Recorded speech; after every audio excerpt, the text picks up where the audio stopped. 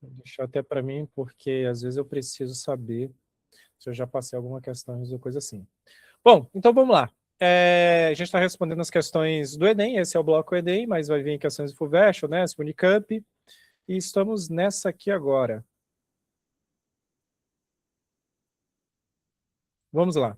A implementação do tipo de política mencionada no texto. Então vamos lá. Aqui eu vou deixar isso aqui. Vou clicar aqui. A implementação do tipo de política, então já fica ligado nisso. Mencionado aonde? Mencionado aonde? No texto, é uma consequência, então, da atuação de quê? De quê? De quê? Quando você vai ler na prova, você tem que ir fazendo isso como se fosse meio maluco, meio doido. Você tem que ir conversando com ela. Tipo, você vai lendo e vai conversando na sua cabeça. Você vai lembrar de mim quando você estiver fazendo prova. Então, do tipo de política, aí você pergunta, então tem um tipo de política. Tá onde? Ah, tá no texto. É uma consequência da atuação de quê? De quem? Do quê? Então, já tem que vir isso na sua cabeça. Vamos olhar para o texto aqui. A terceira Conferência Mundial de Combate ao Racismo ocorrida... Você já combate ao racismo, já está dando umas pistas aqui. Combate ao racismo. Ocorrida em Durban tratou da necessidade de adoção de medidas especiais para lograr a representação apropriada em instituições de ensino, na moradia, nos partidos políticos, nos parlamentos do emprego, em particular, nos órgãos judiciais e polícia, no exército e os serviços civis. Então, representação. Combate ao racismo, representação. Aqui, pipipi. O fundo é amarelo, então não vai dar nada. Representação, combate ao racismo. Então você já vai indo aqui, tá, qual é o tipo de política? Política pública, o que pode ser feito? É a atuação de quê? Essas ações foram posteriormente chamadas de ações o quê? Olha só, a nossa tão famosa o quê? Ações afirmativas. Ações afirmativas.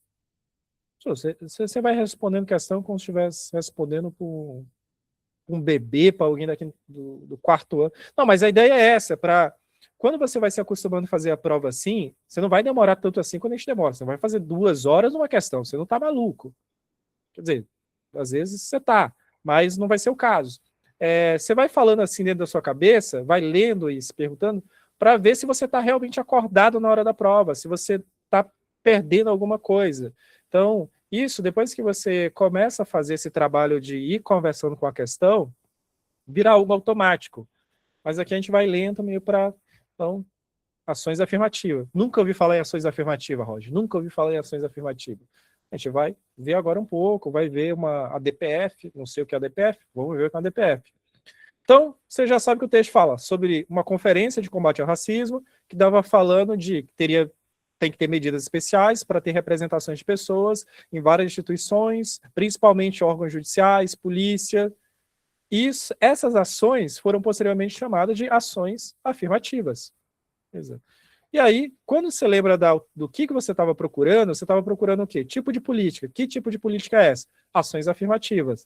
É uma consequência da atuação de quê? De quê? Letra A. Organismos internacionais defensores da soberania. Então, foi organismos internacionais que estavam pedindo isso, soberania estatal. Tem alguma relação? Grupos identitários divulgadores da produção artística. Então, era sobre produção artística. Fundações de fomento destinada à pesquisa. Tipo a FAPESP, era isso? Era a FAPESP que estava pedindo ações afirmativas? Fundações de fomento destinado... movimentos sociais contrários à discriminação. Eu acho que pode ser essa. Coletivos intelectuais oposto à burocracia. Queremos menos burocracia. É isso o texto? Não. Estou falando de letra D. Movimentos sociais contrários o quê? A discriminação. O texto já te levava a isso. Mas vamos dar uma olhada em algumas coisas. Vamos falar então de ações afirmativas. O que são ações afirmativas? Bom, são ações para afirmar algo. Beleza. Ações afirmativas são políticas públicas ou privadas criadas para combater desigualdades históricas, promover igualdade de oportunidade e garantir a inclusão de grupos historicamente discriminados, como negros, indígenas, mulheres, pessoas com deficiências, pessoas LGBTQI+, pessoas trans, no acesso à educação, empregos e cargos de liderança. Aí você vai pensar assim, bom, pode, mas todo mundo não é igual perante a lei? Vamos olhar a nossa Constituição aqui. CF 1988. Constituição Federal de 88 é a nossa Constituição Cidadã, que de alguns encontros anteriores, de algumas reuniões anteriores, você sabe que teve a ditadura anteriormente, acho que você lembra disso, talvez não porque você viveu, mas talvez você tenha lido alguma coisa. Teve a ditadura anteriormente, teve essa Constituição que tem muito esse caráter assim de liberdades individuais, proteção à imprensa, contra esses movimentos ditatoriais, muito ali em resposta ao que aconteceu ao período anterior. Então você tem que ler a Constituição sobre esse olhar, esse filtro do que aconteceu no passado e a vida e a democracia, o país que a gente queria para o futuro. Então a Constituição tem muito disso, tem muito desse reflexo do que aconteceu. Nós representando o povo, ok, blá blá blá, união insolúvel, beleza, e vem lá para o nosso artigo 5º, o famoso artigo 5º, cadê? Aqui. Artigo 5º.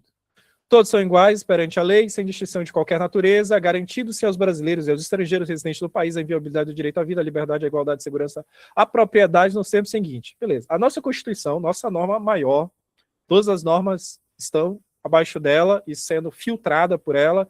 Então, se tem uma norma, sei lá, uma lei do estado, do município, que passou ali e vai contra a Constituição Federal, essa norma é inconstitucional, porque a nossa regra maior e ela meio que é a luz, o guia, o trilho por onde devem ir todos os outros regramentos, todas as outras ordens, todas as nossas outras leis, beleza? Tem que seguir sempre a Constituição. A Constituição é o parâmetro de validade, de eficácia das normas que estão abaixo dela.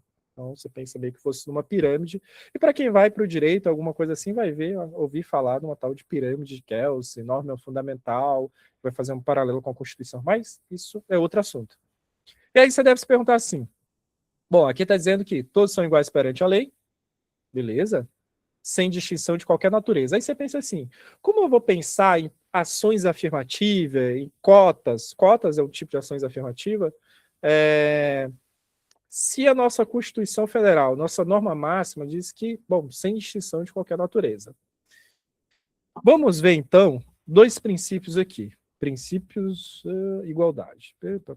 Igualdade. Aí você vai entender. Ah, tem até um slidezinho aqui, e já vai para onde eu queria levar vocês. Tá pequeno, deixa eu ver se eu acho maior aqui. Aqui. Princípio da igualdade ou isonomia. Isonomia, quando você lê isonomia, tem a ver com igualdade.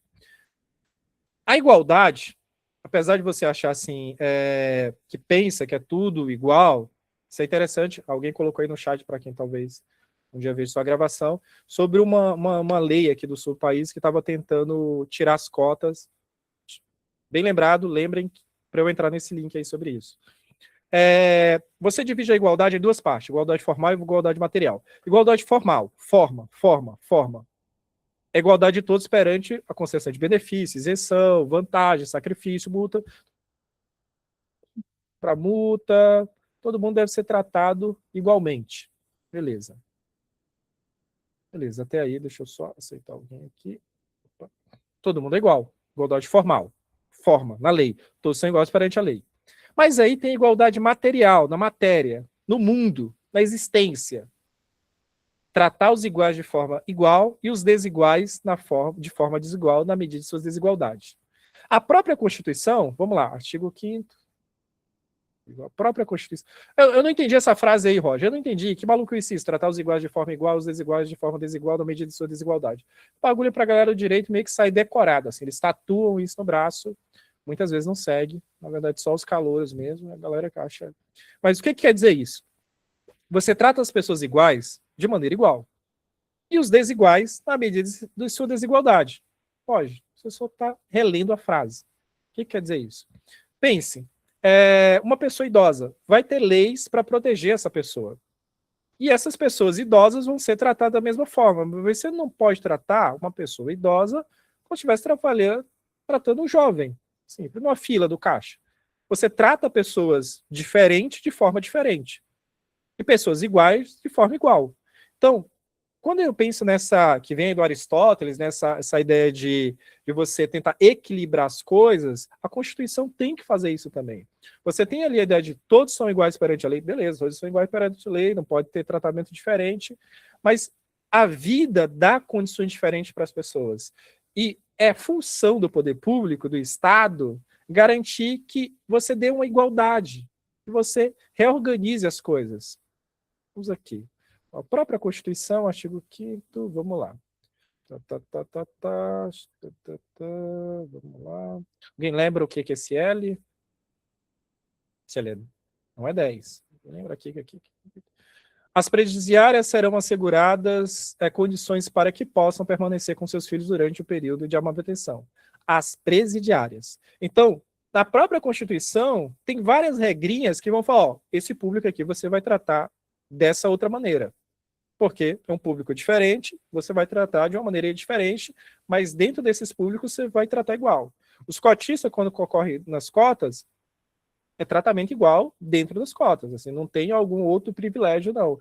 Você tenta criar essas diferenças para você dar uma igualdade, uma igualada nas coisas, dar uma balanceada. É assim que se pensa a igualdade. A igualdade não pode ser pensada só do ponto de vista da forma, da lei ali, não. Todo mundo é igual, vai ser tratado todo mundo. Não, mas o mundo é desigual. Então você tem que criar mecanismos para equilibrar as pessoas. Vem daí essas ações afirmativas. Ações afirmativas. Afirmativas. Tá te dando um gancho aí. Vamos lá. Aqui, vou mostrar outra coisa. Vamos pegar uma balancinha aqui. Vocês vão ver uma imagem famosa aí que pode vir. Cadê? Das caixas. Aqui. Essa daqui às vezes vem. Acho que você já deve ter visto ela por aí. Então você pensa que alguns vão falar, não é igual, é equidade. Algumas pessoas vão usar essa palavra, equidade. Equidade é uma palavra interessante para você usar numa redação, em alguma coisa assim. Você todo mundo tem a mesma caixa ali, todo mundo está com a caixinha. Mas você vai criar mecanismo para equilibrar as coisas. Vou dar uma caixinha mais para esse, para o meninozinho ali com calção curto, vou dar uma outra caixinha para ele conseguir ver o jogo. Então, é uma forma de você equilibrar as coisas. E as políticas, as ações afirmativas vêm nisso aí. Todo mundo está entendendo? Todo mundo ok? Então você cria mecanismo, por exemplo, lei de proteção à mulher, lei de proteção ao jovem, sei lá, delegacia especializada no atendimento das mulheres vítimas de violência. São quem sofre mais violências no país. Então você cria mecanismo para proteger mais essas populações. Então é assim que funcionam as coisas. Nossa Constituição diz que todo mundo é igual, não tem que ter cota. Tá beleza, não tem que ter cota, não tem que ter lei de proteção à mulher, não tem que ter lei de proteção ao idoso, não tem que, sei lá, várias coisas aí vão tirando, assim, vai sair. Não tem que ter várias coisas. Tem que ter prioridade, não tem que...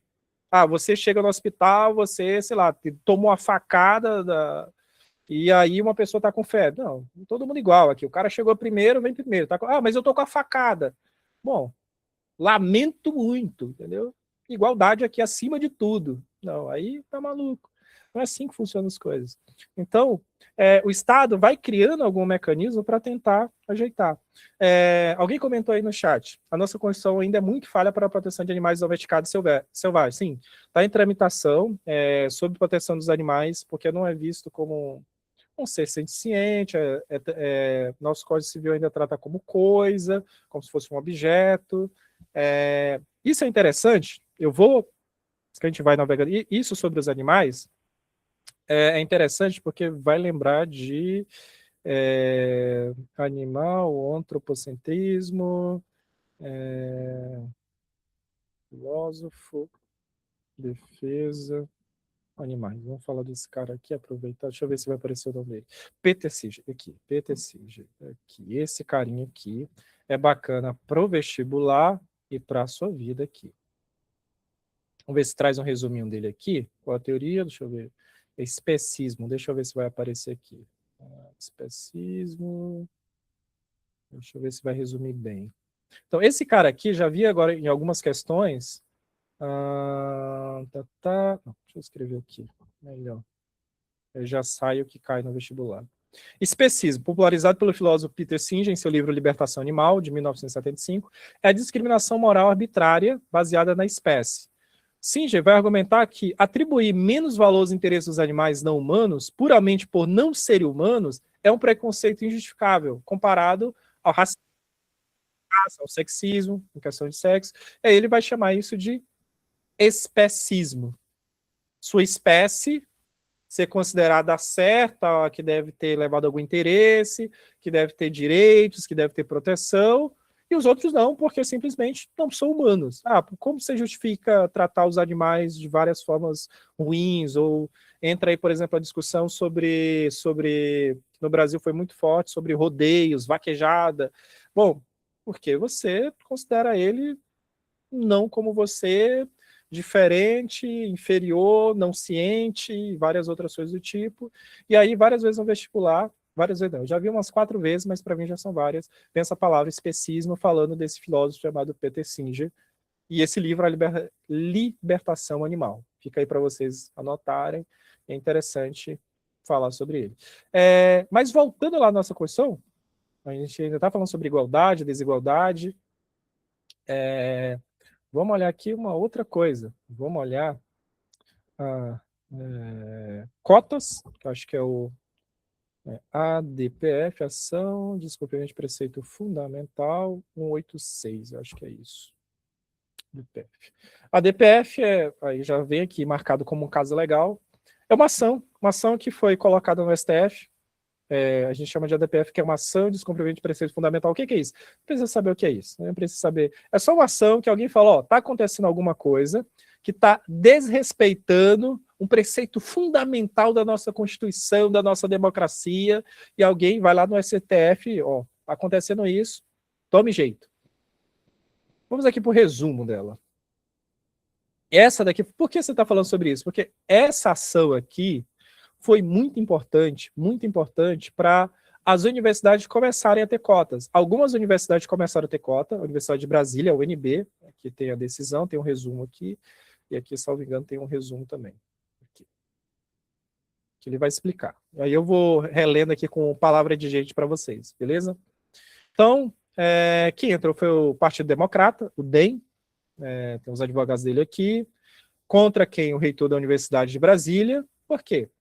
Trata-se de uma DPF proposta pelo Partido Político Democratas, o DEM, contra atos da Universidade de Brasília que instituíram o programa de cotas. Então, quando a Universidade de Brasília decidiu colocar cotas, lá por volta, acho que 2009, deixa eu ver se tem a data aqui, 2009, 2011, pelo menos o julgamento sai em 12, deixa eu ver aqui,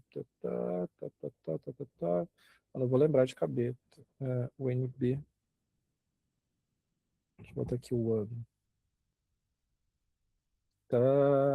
2012. Ele entrou com ação. Tá. A UNB foi pioneira em 2004, em 2009 o DEM entrou com ação. Beleza, o Democratas. Então eles entram com ação falando assim, todos são iguais perante a lei, sem distinção de qualquer natureza, garantir aos brasileiros e os estrangeiros residentes do país. Beleza. Então eles entraram com essa ação dizendo, não pode ter cota no país, não pode ter cota no Brasil. E aí, a discussão era sobre essa. Vieram várias pessoas e falaram, realmente, não tem que ter, todo mundo são igual. E aí o STF foi, não. Cotas é um sistema importante, cotas devem existir. E aí vai falar, é um texto maravilhoso, assim, para quem quer dar uma estudada. O que é igualdade formal, o que é igualdade material, qual o histórico do nosso país, por que tem que ter essas medidas para você adequar as coisas, ajeitar as coisas. Vamos ver se a gente acha uns trechinhos aqui. Aqui ele explica como foi a ação, né? É o relatório inicial, pedido final, que o reitor aqui respondeu, falou que não sei o quê, não é bem assim. Vamos lá para a decisão. Questão de constitucionalidade. Deixa eu ver aqui, Corte Constitucional, o tema não pode deixar de ser abordado. Aí vai falar sobre a noção de raça. Deixa eu ver aqui no debate sobre o tema, somos levados a analisar a diferença. Ele vai falar sobre os Estados Unidos, vai colocar como exemplo. Aí ele chega a alguns pontos. Assim, não se pode deixar de considerar que o preconceito racial existente no Brasil nunca chegou a se transformar numa espécie de ódio racial coletivo. Tampouco ensejou surgimentos como a KKK, Conselho do Cidadão Branco. Na República Brasileira nunca houve forma de segregação racial legitimada pelo próprio Estado. Então ele já está contra-argumentando uma coisa que alegaram aí. Nunca houve. Mas Mas no Brasil, durante muito tempo, sociólogos, antropólogos, historiadores identificaram um processo de miscigenação. Beleza. E aí vai indo aí. Na década de 50, a crença da democracia racial levou os representantes brasileiros à Unesco, após a Segunda Guerra, a propor o Brasil como exemplo de experiência bem-sucedida. O Brasil, a galera foi na Unesco e falou, ó, sabe, Brasil aí, democracia racial, somos todos iguais, um país miscigenado, olha aí como exemplo do Brasil. Só que, a partir da década de 70, por isso que eu acho esse texto interessante, porque ele passa por todo esse histórico assim, a partir da década de 70, pesquisas financiadas pela Unesco e desenvolvidas por sociólogos brasileiros como Florestan Fernandes, Fernando Henrique Cardoso, Horácio Nogueira, começaram a questionar a existência dessa dita democracia racial. Conclui-se que, no fundo, o Brasil desenvolveu uma forma de discriminação escondida atrás do mito racial. Somos todos iguais, aqui o Brasil são índios, negros e brancos, todo mundo de mão dada, vivendo uma paz, cantando música. Não é bem assim. A galera começou a questionar isso, esse mito, por isso que a gente chamou de mito da democracia racial. Concluiu-se que, no fundo, o Brasil, na verdade, tinha uma forma de discriminação meio que escondida atrás disso. Apontaram que, enquanto os Estados Unidos desenvolveu-se um preconceito com base em origem do indivíduo, ancestralidade, no Brasil existiu um preconceito com base na cor da pele, no fenótipo. Na década de 70, pesquisadores como Carlos Razenbaum, eu não sei o sobrenome dele, e o Nelson do Vale da Silva afirmaram que o preconceito e a discriminação não estava apenas fundado em sequelas da escravatura, mas assumia formas e significado a partir da abolição. E aí foi na década de 90, durante o governo Fernando Henrique Cardoso, que o tema de ações afirmativas começou a entrar na agenda do governo, com a criação de um grupo de trabalho para pensar isso aí. E aí tem o governo Luiz Inácio Lula da Silva, tem algumas outras coisas que vão acontecendo, e vou descendo aqui para ir para a conclusão. Para Fátima Oliveira, ser negro é essencialmente um posicionamento político, onde se assume a identidade racial negra. Identidade racial étnica é o sentimento de pertencimento a um grupo racial. Vamos descer aqui mais embaixo. É do IA, aqui da Universidade de São Paulo. Bom, aí continuou, aí ele vai, é um texto assim que ele vai discutir todo esse pilar para poder, é um voto bem fundamentado. E aí vem aqui. A Universidade de Brasília foi a primeira instituição de ensino superior federal a adotar um sistema de cotas para ingresso por meio do vestibular. A iniciativa é baseada na autonomia universitária, então as universidades têm uma certa autonomia, isso é interessante, a defesa da autonomia universitária é sempre importante, algo que está em discussão aqui na Universidade de São Paulo, principalmente com a invasão da polícia militar para retirar os estudantes da reitoria. Mas tinha que tirar, a universidade tem uma certa autonomia, a universidade não ligou lá pedindo para fazer essa retirada, fez a revelia. Isso quebra um pouco essa autonomia universitária, essa autonomia financeira, de onde ela vai colocar o dinheiro, como ela vai gerir o curso, se ela vai abrir vagas, se ela não vai abrir vagas, se vai ter cota, se não vai. Isso é uma decisão da universidade, como ela vai guiar, como a ciência, como a educação, como o processo da universidade vai ser guiado. A universidade no Brasil tem que ter essa autonomia, porque senão a cada governo ia mudar muita coisa. A iniciativa baseada na autonomia universitária adotou, segundo informações prestadas pela UNB, critérios de análise de fenótipo do candidato. Então, pretos e pardos, aí, categoria negros, pretos e pardos. Vamos continuando aqui. Aí tem as palavras da Universidade de Brasília, como foi que aconteceu, alguns problemas que vão acontecer, ok, mas isso... aconteceu um problema de uma pessoa não ser aceita, uma pessoa branca passar pelas cotas. Por isso que depois foi criado bancas de heteroidentificação, hetero quer dizer diferente, não é só você se identificar como pessoa negra, mas uma banca vai lá dar uma olhada, conferir realmente se você só não está mentindo ali para entrar, sei lá, numa média da vida. Então aconteceu vários casos, não aconteceu. Isso não quer dizer que você tem que acabar com as cotas, não é assim... não, aconteceu, alguém fraudou, pessoas brancas estão fraudando as cotas, vamos acabar com as cotas. Não, esse discurso não cola, assim, você só vai ajudar mais essas pessoas que já fraudavam as cotas, que tinham realmente acesso a esse espaço. Então você vai melhorar o sistema, vai criar mecanismo de controle, de combate a essas fraudes. Você melhora o sistema, não é que você quebra e joga o sistema fora. Bom, e aqui continua o voto. Aqui. Sabemos que a universidade pública é altamente excludente. De um lado, é preciso alargar a reflexão para que não esqueçamos que a análise de acesso à universidade é fundamental, mas apenas uma parcela do debate da democracia inclusiva. E aí vem outras coisas assim. Universidade excludente, aqui a título como é a diferença no Brasil, em outros países. Vamos lá para a conclusão do voto. 21. Deixa eu ir pulando aqui. Tá.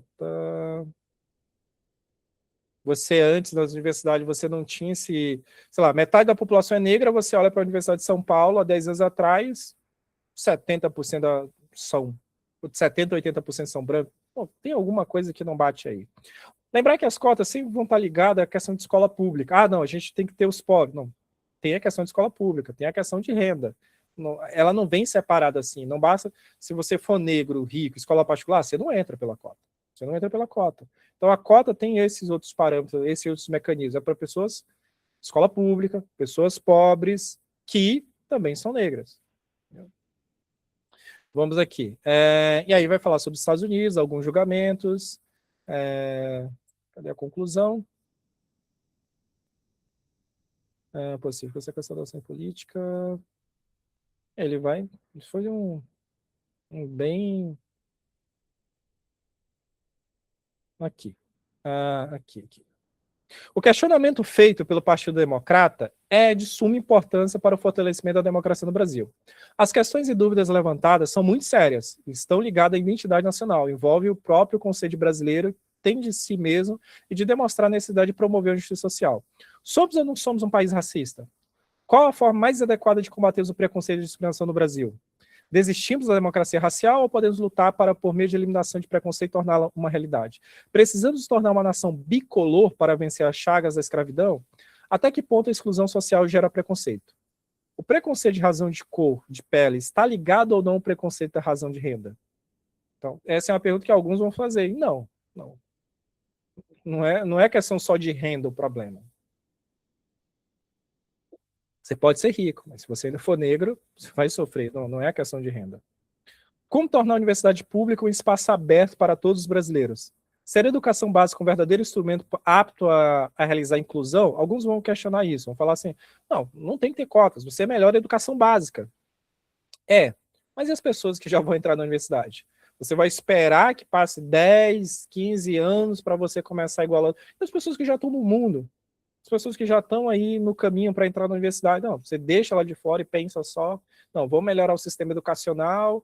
Essas pessoas pobres, negras, não vão ter acesso à universidade porque têm condições diferentes, tiveram acesso a oportunidade diferente.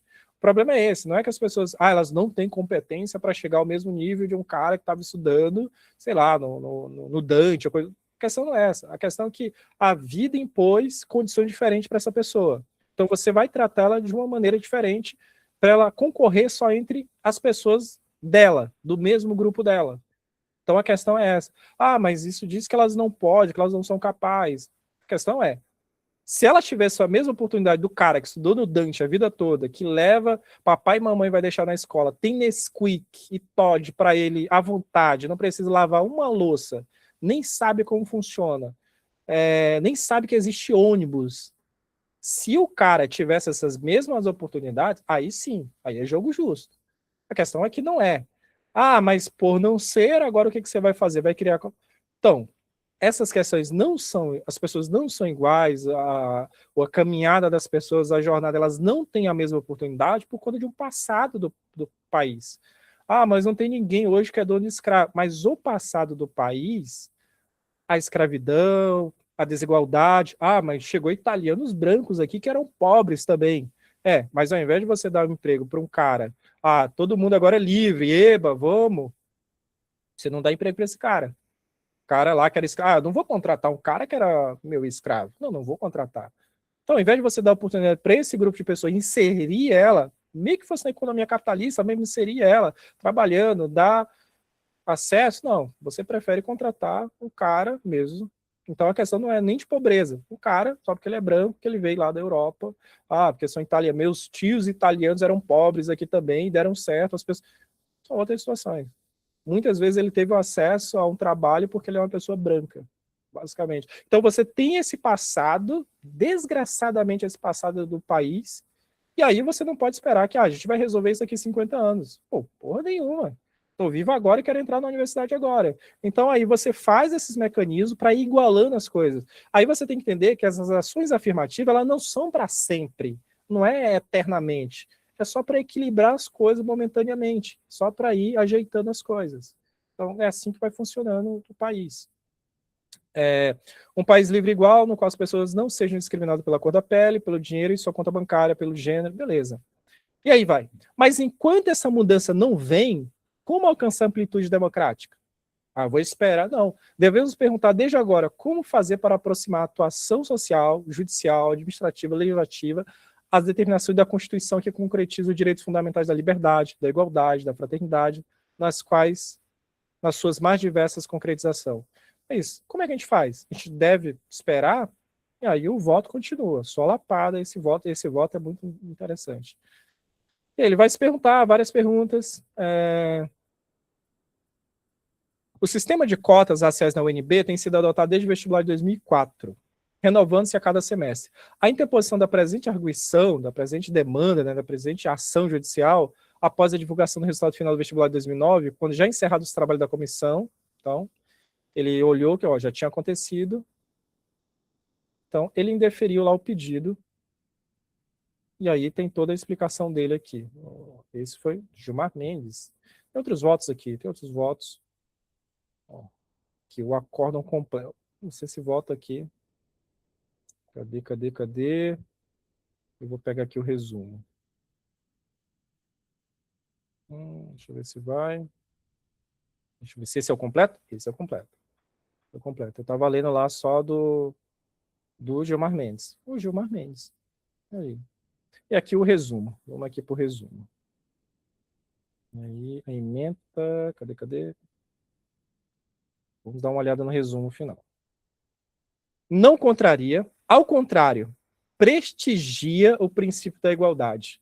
Então, a resposta do STF falou, bem, você entrou com a ação dizendo aí contraria o princípio da igualdade, blá, blá, blá. O STF disse, não contraria. Na verdade, prestigia o princípio da igualdade material. Previsto aí no artigo 5º da Carta da República, a possibilidade do Estado lançar mão, seja de políticas públicas de cunho universalista, que abrange o número indeterminado de indivíduos, mediante ações de natureza estrutural, seja ações afirmativas, que atingem grupos sociais determinados, de maneira pontual, então não é para sempre, atribuindo certas vantagens por um tempo limitado, de modo a permitir a supressão de desigualdades decorrentes de quê? De situações históricas particulares. O modelo constitucional brasileiro incorporou diversos mecanismos institucionais para corrigir a distorção resultante de aplicação puramente formal da igualdade. Essa Corte, em diversos precedentes, assentou a constitucionalidade de política de ação afirmativa. As medidas que buscam reverter, no âmbito universitário, o quadro histórico de desigualdade característica da relação étnico-raciais no nosso país, não pode ser examinada apenas sobre a ótica de compatibilidade com determinado preceito constitucional, ou seja, não pode olhar só para a lei aqui que diz igual, isoladamente, mas tem que olhar outras questões.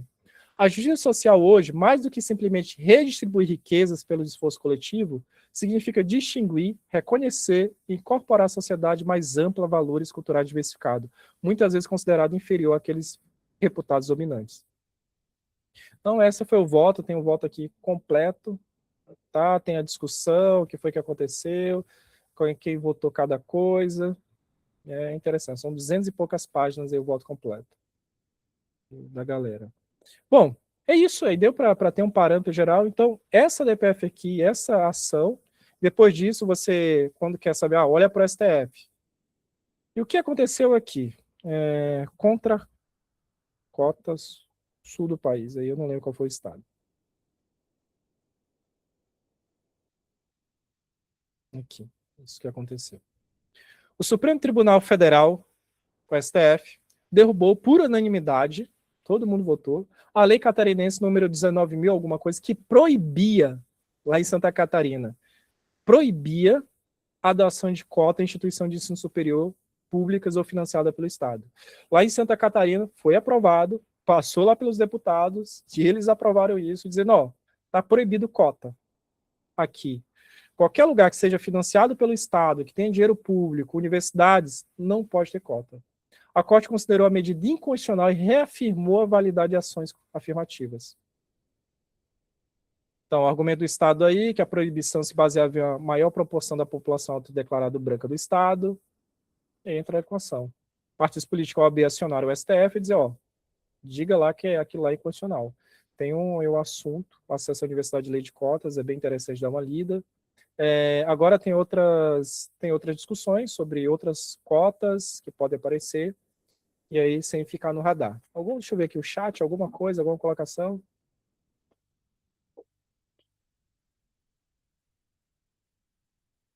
Estado de situação urbana. Alguém falando aqui sobre os indígenas. Também é uma questão para se pensar. Mas tem cotas indígenas, as universidades já adotam. E aí, lembrar sempre que quando é cota pessoa negra, está incluindo pretos, pardos. Tem muita gente que tem essa dificuldade, assim. Quando fala negros, está incluindo pretos e pardos. Você tem negro da cor preta, negro da cor parda. Algumas pessoas que são pardas, por ter ascendência indígena, elas entram, elas conseguem entrar para essa cota, mas tem uma cota indígena também, especificamente. Aqui. Vamos entrar aqui no Dot Valley, falando sobre isso. Tudo bem até aí? A gente ainda está em uma questão, né? Mas todo mundo ainda está comigo? Vamos aqui os... Então, o Supremo Tribunal decidiu por unanimidade, nesta sexta-feira, derrubar a lei de Santa Catarina que vetava a adoção de cotas raciais. A norma aprovada pela Assembleia Legislativa, então os deputados votaram, foi sancionada pelo Jorginho Melo, do PL, foi considerada incompatível com a Constituição, por unanimidade. Todos os 10 ministros votaram, isso aí não dá para acontecer. Os ministros do STF analisaram desde beleza, a DPF, a DIN, PSOL. A lei foi suspensa em 27 de janeiro, o julgamento começou na sexta. O relator, Fomir Gilmar Mendes, declarou que a Corte já reconheceu a condicionalidade das ações afirmativas. Não há dúvida quanto à condicionalidade em abstrato das ações afirmativas baseadas em critérios ético-raciais.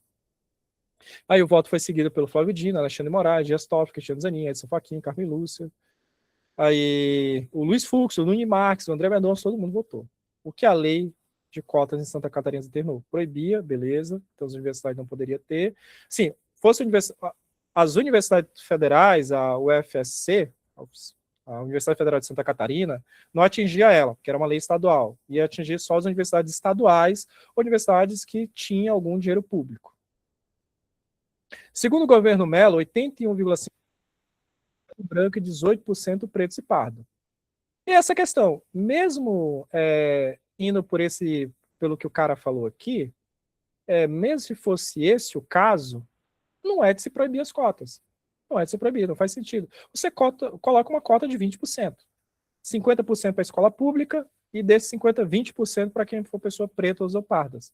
Então, não justifica ainda você tirar totalmente as cotas. Beleza. Então, ele foi aí pelo censo. E aí vem o STF com essa lapada. Combate a desigualdades não é opcional. Combater desigualdade não é opção. Não, eu vou ou não combater desigualdade. Não, não é opção. O presidente do STF, o Edson Fachin, afirmou que o combate à desigualdade não é opcional para o Estado. A neutralidade estatal diante de assimetrias, formas não simétricas, diferenças históricas profundas, não constitui virtude constitucional, mas forma de omissão inconstitucional. Beleza, palavras aí difíceis, mas... Para Fachin, as cotas raciais são instrumentos adequados e necessários para combater o racismo estrutural. O relator aí da ação já tem entendimento consolidado favorável às cotas, ele também criticou como a lei foi aprovada no Estado, sem a devida discussão, não se buscou ouvir nem mesmo a instituição de ensino superior, só apenas aprovaram. Ele rejeitou a ideia que ações afirmativas violariam a igualdade. Política dessa natureza, quando bem utilizada, efetivamente concretiza o princípio da igualdade, conseguido como respeito às diferenças e mandado de combate às desigualdades materiais. Aí o Flávio Dino também acompanhou, e aí basicamente é isso. Assim, não, isso aí tá errado. Alguém colocou aqui que o Rio Grande do Sul tem a maior porcentagem de adeptos de religiões de matriz africana. Aí é um dado interessante, acho que as religiões de matriz africana têm sua maioria branca. Então, isso não é porque ser religião de matriz africana que tem a ver com pessoas negras. Assim, mas vamos só confirmar isso para a gente não falar besteira. Rio Grande do Sul, religiões, matriz africana, Brasil. Vamos ver o mapa aqui. Vamos aqui. Aqui. Tem na folha aqui. Vamos abrir. Percentual de praticantes de religiões afro-brasileiras por município. 42 e 50 municípios com mais praticantes de religiões afro-brasileiras estão no Rio Grande do Sul. A maioria está por aqui, realmente. Agora, vamos confirmar outro dado. Então, a gente já sabe isso, que é o que eu falei atrás. Africana, africana, cor ou raça. Assim com a STF. Isso. Dados oficiais revelam... Opa, como é dados, e eu não sei ele de cabeça, a gente vai confirmar. A gente está confiando no Gemini aqui. Como não é um dado que eu sei de cabeça, é melhor eu confirmar aqui. Tá, vamos confirmar aqui. Ó, tem um da USP. Cadê USP? Cadê você, minha USP? Tá.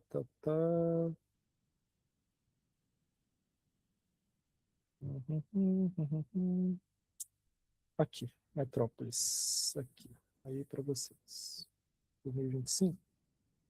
Religião de matriz africana tem maioria branca, revela o censo. Dados em 2022 mostram que 42,7% dos praticantes de Umbanda e Candomblé se declaram branco. Pardos representam 31% e pretos 17%. Aí pouca gente sabe desse dado. É por isso que quando você faz essa relação de tem pessoas de matriz... Não quer dizer que tem pessoas negras. A maioria das pessoas dessa religião são brancas. Sim, a maioria das pessoas negras estão nas religiões protestantes. Vamos confirmar isso, né? Vamos confirmar isso. Vou dar uma confirmada aqui. É engraçado que esses dados podem vir, assim, eu vejo muito questão de vestibular trazendo esses dados sobre religiões e tal, sobre cor. Principalmente aquele primeiro lá que a gente olhou, parece muito ser uma questão, né? Vamos dar uma olhada depois nesse do Jornal da USP, que é sempre bom a gente olhar no Jornal da USP. Aqui, religião protestante. Opa. Cor, raça.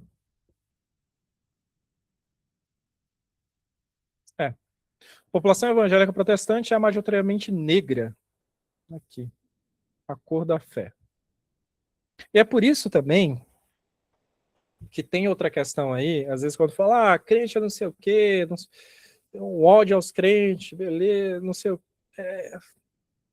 Tem que ver aí que às vezes tem uma camada também de questão de classe, porque as senhoras católicas brancas da Higienópolis vão ver as empregadas dela de uma religião que não é a dela, a protestante, e às vezes pode também ter essa outra camada. Eu sei que é um pouco complicado pensar isso, mas em alguns casos tem essa outra camada. A questão não é a religião, é a questão da classe daquela pessoa e a cor e a religião que ela adota. As religiões, por exemplo, de matriz africana, vamos supor que a mesma religião, mesma estrutura, vamos pensar que ela viesse da Europa. Teria um país com essas religiões, com candomblé, com Umbanda, vamos supor no mundo paralelo que as religiões vêm da Europa de pessoas brancas. Essas religiões seriam consideradas religião que deveria ser, as certas, não sei o que, a correta. Qualquer religião, viesse o cristianismo, viesse de pessoas negras, teria esse caráter de, não, é uma religião ruim, é a pior religião, não sei. Porque não está na questão da religião especificamente. Está também nos grupos que professam essa religião. Os Estados Unidos, o protestantismo foi muito forte, assim, esse tipo de protestantismo nas igrejas negras, na comunidade negra, o luteranismo. Então, tem que ver essa outra camada também. Isso é interessante a gente ver. Eu não assino o Globo, mas dá para a gente ver, sim, fazendo isso aqui. Por isso que eu estou usando o Edge. Vou ver se ele vai conseguir. Não dá para ver. Vou aumentar aqui. Se eu colocar assim, será que carrega? Não, carrega. Aí. A cor da fé. Avanço evangélico é maior entre pretos e pardos e junto aos jovens, aponta censo. Aí divide 22. Dados do censo de 22 mostram que a percentual de evangelho da população é maior da história. Não é que ela seja a maior população, mas está crescendo, aí é maior da história. Cadê? 26%, 1,4% são dessa religião. Entre pretos, os católicos passaram de 58 para 49, então está caindo aí o número. Já os evangélicos que se declaram pretos passaram de 24% para 30%, e um crescimento também acima dos dados gerais. A variação da população parda são similares, 65 para 55 e de 23 para 29. As igrejas evangélicas clássicas, como Batista e a Luterana, sempre foram mais elitizadas, essas clássicas, formadas por pessoas brancas e com a situação financeira mais estruturada. Já as pentecostais, neopentecostais, como Igreja Universal, Assembleia de Deus, Deus amou essas igrejas assim, vão se estabelecer nas periferias, e nesses espaços que vivem são majoritariamente pessoas negras. Aí uma mestrada explicando isso, sobre religião e raça. Então, essas outras protestantes, essas que a gente chama de neopentecostais ou pentecostais, como Assembleia de Deus, Igreja Universal, ela vai para as periferias, vai se expandir nesse lugar. E essas pessoas vão se sentir bem dentro dessas religiões. Porque lá no catolicismo, onde ela é um pouco só observador de tudo, ela entra em uma religião que ela pode ser uma pessoa que tem algum espaço ali dentro, que vai ser desde o porteiro, vai ser alguém que guia ali um grupo de jovens, que vai é, ser talvez ali oportunidade para subir ao púlpito, de usar o microfone, de se expressar, de dizer quem é. Então tem essas várias camadas. Isso é interessante da gente começar a discutir isso, que a gente vai entrando nas camadas assim que a gente não pensou, assim, não pensou. Que vê que o mundo é um pouco mais complexo do que isso. Deixa eu ver aqui os comentários. Inclusive, Roger, falando de ação afirmativa, em 2015, em Palmas, foi realizado os Jogos Mundiais dos Povos Indígenas. É legal ver reportagens de outros países e como foi o contato deles com nossos povos. Deixa eu ver, não sei vocês, mas eu entendo essas divisões católica, evangélica e protestante, para mim é tudo... Todos são cristianismo, e aí eles vão se dividir em alguns tipos de cristianismo. Assim, o catolicismo, que é o padrão, católico romano, então o evangélico, que é o protestantismo, que é um pouco diferente. Então, quando a gente vai estudar, que é uma luta, estudo é sempre uma luta, né? Vai estudar lá sobre a história mundial, vai olhar, história mundial não, história da Europa, que vai olhar sobre o luteranismo, vai olhar sobre essas religiões que vão saindo assim, aí você vai entendendo mais um pouco, só que depois elas vão se dividindo ainda mais, mas são um pouco diferentes. Outra coisa que eu lembrei aqui é a questão da mulher. Então, coisas aí que a gente já explodiu a cabeça. Tá, religião de matriz africana não quer dizer. A maioria das pessoas dessas religiões são brancas, não são negras. A maioria das pessoas negras estão nas religiões protestantes, religiões cristãs. E os crentes, sua maioria, são pessoas negras, pretos e pardos. Então, bastante aí. É algo a se pensar. Só que, questão de classe, novamente, a classe média alta, começou também a adotar essas religiões, mas um outro estilo. Não é uma... Então, vamos lá. Tem isso. Deixa eu pegar aqui um papel, uma caneta, que às vezes eu vou esquecendo alguma coisa. Deixa eu pegar aqui. Senão eu perco alguma coisa que eu iria falar. Aqui. Deixa eu deixar aqui do lado. Ah, outra coisa. Tá. Se eu vou aqui para o chat, eu vou ler alguma coisa, eu vou perder. Outra coisa que a gente pode olhar sobre isso aqui, sobre essas religiões, sobre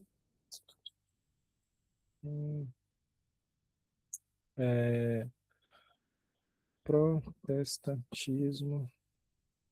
Eu escrevi errado. Reforma protestante. Assim, alguém falou sobre alguém de alguma religião. Aqui, basicamente, eu não estou para falar, sua religião está certa, sua religião está errada. Não, a gente está vendo até coisas que pode cair no vestibular, essa questão de raça, de renda, quais são as pessoas que estão naquela região, às vezes porque tem um preconceito maior contra uma outra religião e não tem. Coisas, tipo, preconceito que a gente tem de pensar, não, religião de matriz africana são religiões negras. Não, não é assim. As pessoas negras talvez estão outro, talvez não é questão só da religião, mas do grupo que professa ela. Então tem essas várias camadas. Eu vi um artigo recentemente, era pessoal, igrejas evangélicas. Deixa eu ver se eu acho esse artigo aqui. Teve isso recentemente. A feminista na igreja. Abri errado aqui.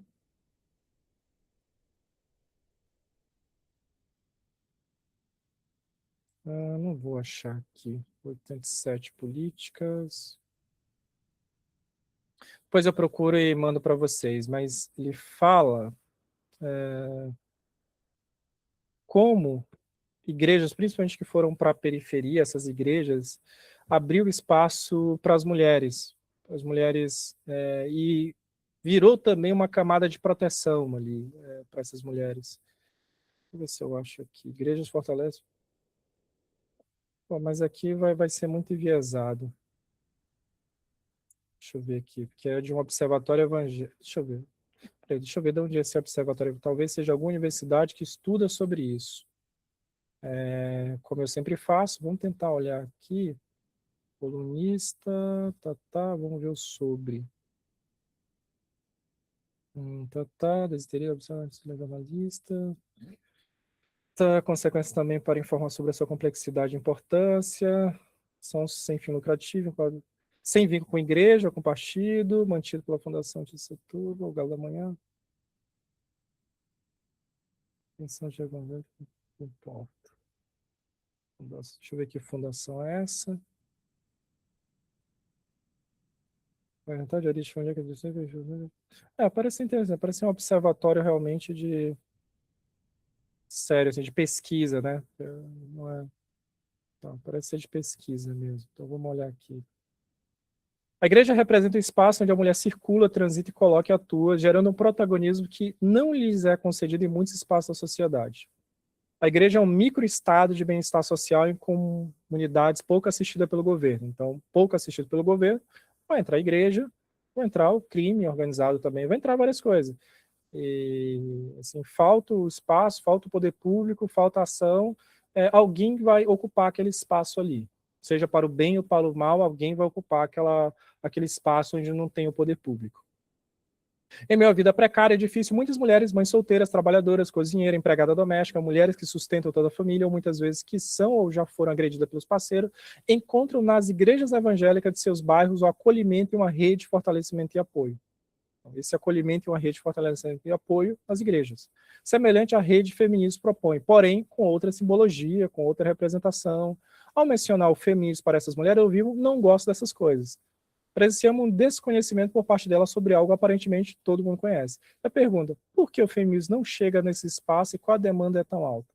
Aí vem alguns dados da Folha sobre esse censo, como aumento, em meios a diversos tipos de abandono e tantas dificuldades psicossociais, é muitas vezes na igreja que essas mulheres conseguem ampliar sua atuação além do âmbito doméstico, consolidando sua própria agência.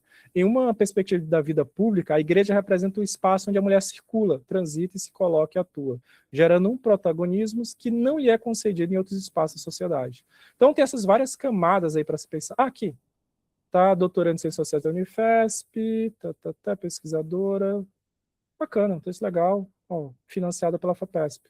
Então discute um pouco disso, dessas outras camadas assim que a gente não pensa sobre as coisas. Deixa eu colocar aqui. Vamos aqui. Deixa aqui. Vamos pegar outra coisa aqui sobre religiões africanas. Bom, religiões africanas, de matriz africana são principais alvos de intolerância e racismo no Brasil. Deixa eu pegar esse link aqui do Jornal da USP e jogar aqui também nesse nosso drive. Deixa eu ver se tem mais alguma coisa. Mas nesses próprios espaços, eles fazem a manutenção do patriarcado. Quando a mulher é traída, eles culpam o diabo, ela é encorajada a continuar com ele. Sim, tem esses aspectos assim que são paradoxais, assim, que se conflitam. Entre a mulher ter um espaço, um tipo de espaço, ter um certo protagonismo, mas em algumas igrejas, essa manutenção dessa diferença, dizer que, não, o homem é o cabeça da casa, é o chefe. Então tem essas várias contradições. É por isso que as coisas não são tão assim simples de se analisar. As coisas têm essas várias camadas. Como a gente falou ali sobre igualdade, sobre as religiões que você pensa ser maioria negra não é, algum tipo de racismo não é só por conta da religião, tem a questão de raça, de classe, tem a questão de o governo faltar ali com espaço e você ter outra pessoa, outro grupo, outra comunidade ali pegando esses espaços. Então, tem essas várias camadas aí de coisas a se pensar.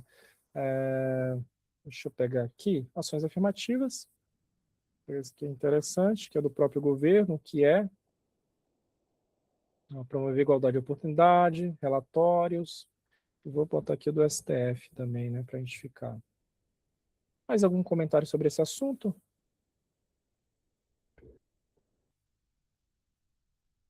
Escrevi errado. 186, deixa eu ver se é todo aqui. Aqui um resumo, para quem quer olhar. Beleza, muita coisa para se falar sobre esse assunto aqui. Muita coisa. Tá. Antes da gente finalizar, já que a gente já está indo em vários caminhos aqui, a gente passou por muitos caminhos. Algo interessante sobre. Como é que é o nome? Michele Igrejas. Então, isso aqui é interessante. Cadê? Acho que teve um artigo recentemente sobre isso. Escrevi o nome errado aqui. Aqui, BBC. Aí. BBC. A pastora que denunciou violência contra mulheres nas igrejas uniu Janja e Michele Bolsonaro. A pastora Helena Raquel conseguiu unir apoios que vão da primeira-dama Janja e a sua antecessora Michele Bolsonaro, após realizar uma forte pregação pelo combate à violência sexual e doméstica nas igrejas evangélicas. Durante o Congresso de Gideões, em Camboriú, esse é um congresso muito importante para as igrejas evangélicas, principalmente a Assembleia de Deus, Camboriú, Santa Catarina, usando uma referência ao texto bíblico de Juízes 19, um violento relato de uma mulher violentada que ficava desamparada. Raquel denunciou a presença de agressores entre os pastores e fiéis, sobretudo a cultura do acobertamento das violências dentro da igreja. Em entrevista à BBC News Brasil, ela contou que esse culto foi motivado por um chamado espiritual após receber ao longo do tempo, por meio de suas redes sociais, mensagens de mulheres perdidas sobre como reagir a agressões, que se resignavam em orar por a melhora do parceiro, que às vezes essa vai ser a solução. Ora por ele, vai mudar. A maior parte eram mulheres que queriam continuar esperando, que queriam um milagre. Com 34 anos de experiência como pregadora, Helena defendeu que a luta contra a violência doméstica deve estar acima da polarização política. As duas que estão em lado oposto do espectro político elogiaram o vídeo. Está aqui. Papá. Aí ela fala, eu não sou ativista, eu sou pastora, eu sou líder e tal. Então, tem essas várias camadas de coisa. O mundo é bem mais complexo. Vamos colocar aqui, só para a gente deixar.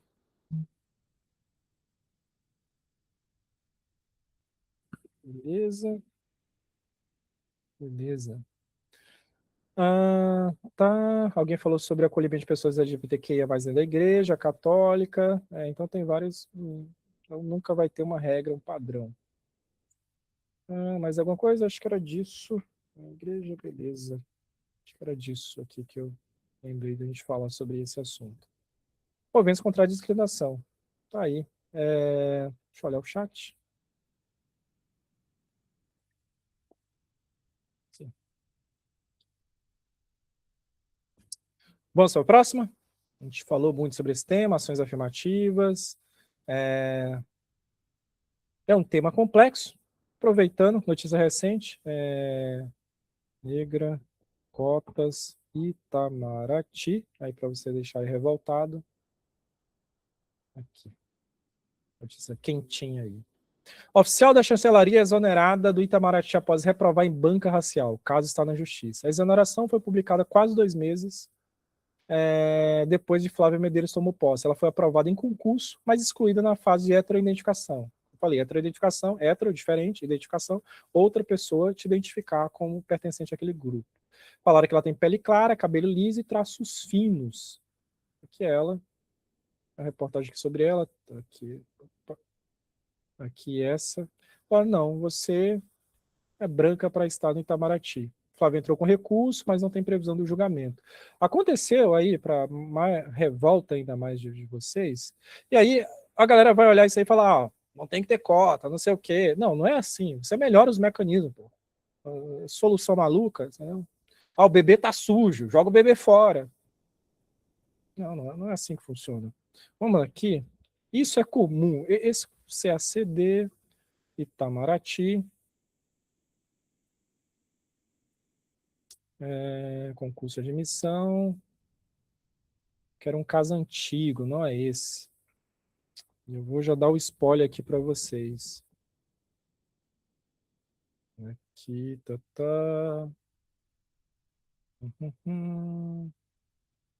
Que esse, mas não quero abrir o esquerda diário. Tá.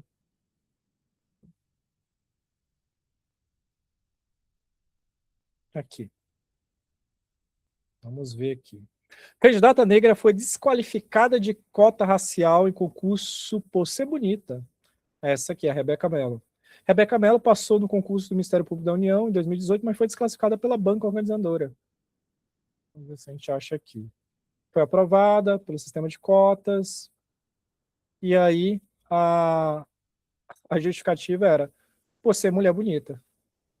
Ou seja, infere-se indubitavelmente que tal argumentação que, por ser uma mulher bonita e não apresentar as anatomias identificadas como aos negros, não sofreram discriminação. Basicamente foi essa a desclassificação dela. Aconteceu em 2020 aqui. Deixa eu ver se eu pego para que eu lembrei o nome dela. Que eu lembrei, não. Rebeca. Rebeca, foi a Rebeca. Caso aí famoso. Aí, a candidata negra foi rejeitada em cota do concurso por ser bonita demais, diz TJ. Aí, essa foi o caso dela. Ela disse, não, você não é negra, você é bonita demais. Porra, essa é a banca que estava avaliando. Então, essas bancas têm que passar por um certo treinamento, tem que passar por um certo construção, não pode ser assim, qualquer um, sabe? Deixa eu ver o que mais. A USP também passou com esse problema. USP, cotas, rejeitado.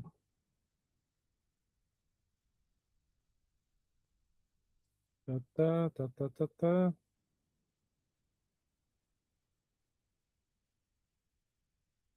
Carta capital. Aqui. Justiça manda a USP matricular estudante barrado em análise de cota racial. Eu lembro que nessa época a USP tirou várias pessoas. Eu entrei com ação para algumas pessoas, ações judiciais, a gente conseguiu manter as pessoas da universidade. E simplesmente a banca que foi formada não era bem treinada. Assim. A pessoa não tem o cabelo crespo, a cor pele dela não é preta. É isso. Assim, se tivesse cabelo liso, mas fosse aí eles já rejeitavam. Então eu movi algumas ações contra a Universidade de São Paulo nesses casos assim. E a gente conseguiu reverter. Isso aconteceu. Então, curiosidade aí para vocês. Eu sei que eu estou enrolando demais, né? Estou enrolando muito. O Veste cotas raciais. Para a gente ver aqui. 2009, lá que a UNB estava discutindo. Então, as cotas raciais foram adotadas pela primeira vez na FUVEST no vestibular da USP para ingresso em 2018. 2018. Até então, a USP não tinha sistemas. Não tinha. É bem recente isso. Bem recente. A USP foi ter isso recentemente. E os dados que eu já mostrei lá para vocês, né, sobre a quantidade de pessoas negras, loucura, assim, loucura. Bom, vamos voltando aqui. Já comentamos sobre, já foi. Você lê mais alguma coisa? Não. Vamos para a próxima. Alguém falando sobre um vídeo do quadrinho na sarjeta, sobre cotas. Período dele na banca. É muito bom também como usar com repertório. Pô, depois manda lá no grupo. Para quem está aqui e não está no grupo do WhatsApp, depois fala aí que a gente manda o link do grupo do WhatsApp. É o Sabadão Roger, alguma coisa assim. Vamos lá. Vamos para a próxima? Vamos para a próxima.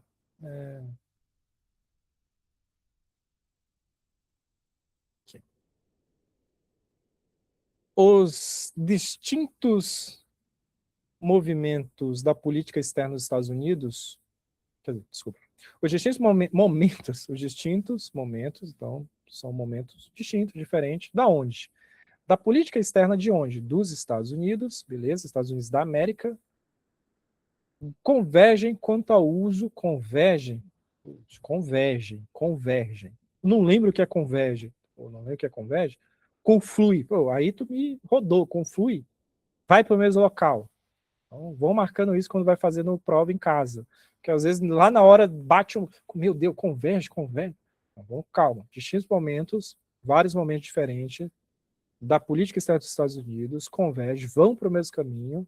Quanto ao uso geopolítico da seguinte estratégia. E aí, alguém mais abençoado já podia ir. para as respostas. Mas vamos dar uma olhada no texto. O texto vai te ajudar. O texto, espero que o texto te ajude. Vamos aqui. Texto 1. O apresentador do BBB 21, ao eliminar uma das participantes, fez uma analogia, BBB, caindo no Enem. BBB, vou estudar. Pô, caiu no Enem. Vocês estão perdendo tempo aí com algumas coisas. Seus preconceitos aí sobre o BBB. Ao eliminar um dos participantes, fez uma analogia entre o método de política externa dos Estados Unidos no começo do século XX, que ficou conhecido como grande porrete, ou Big Stick. Interessante. Vamos olhar sobre isso aqui. E a demonstração de força do participante. Tinha um presidente americano de muitas décadas atrás que dizia: fale manso, mas carregue um grande porrete. Era só falar manso e carregar um grande porrete que todo mundo ia automaticamente respeitar você, porque as pessoas sabem da sua força. Deixa eu escrever aqui. Só para não esquecer de falar algo aqui. Todo mundo aqui ainda comigo? A partir de 1945, as políticas dos Estados Unidos na Europa deram uma guinada. Então, outro momento aqui. Afastando-se da tentativa de maximizar sua própria influência em favor de fazer a União Soviética, a URSS, entender que estava proibido de mais avanço no continente. O poder dos Estados Unidos seria usado para obstruir. Então, ele queria obstruir, dar medo. Deu grande porrete. Vamos marcar outra coisa aqui. Respeitar você. Sabem da sua força. Eu esqueci de marcar. Mas não para destruir. Não para destruir. Não para destruir. Tá. E aí já dá para entender mais ou menos que caminho vai levar. Letra A. Posse de fontes energéticas. Letra B. Capacidade de atuação bélica. Pensa aí. Vou dar uns 10 segundos para vocês olhada.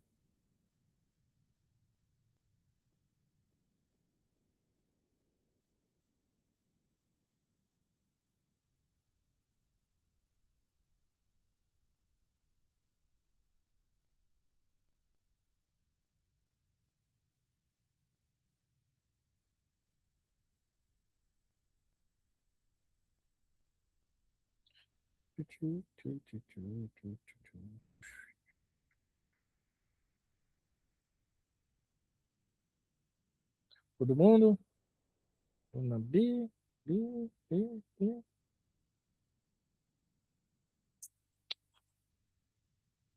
Bora lá. Posse de fontes energéticas. Será? Não, porque não está falando de fontes energéticas, porque ele tem aqui petróleo, ele tem hidrelétrica, não.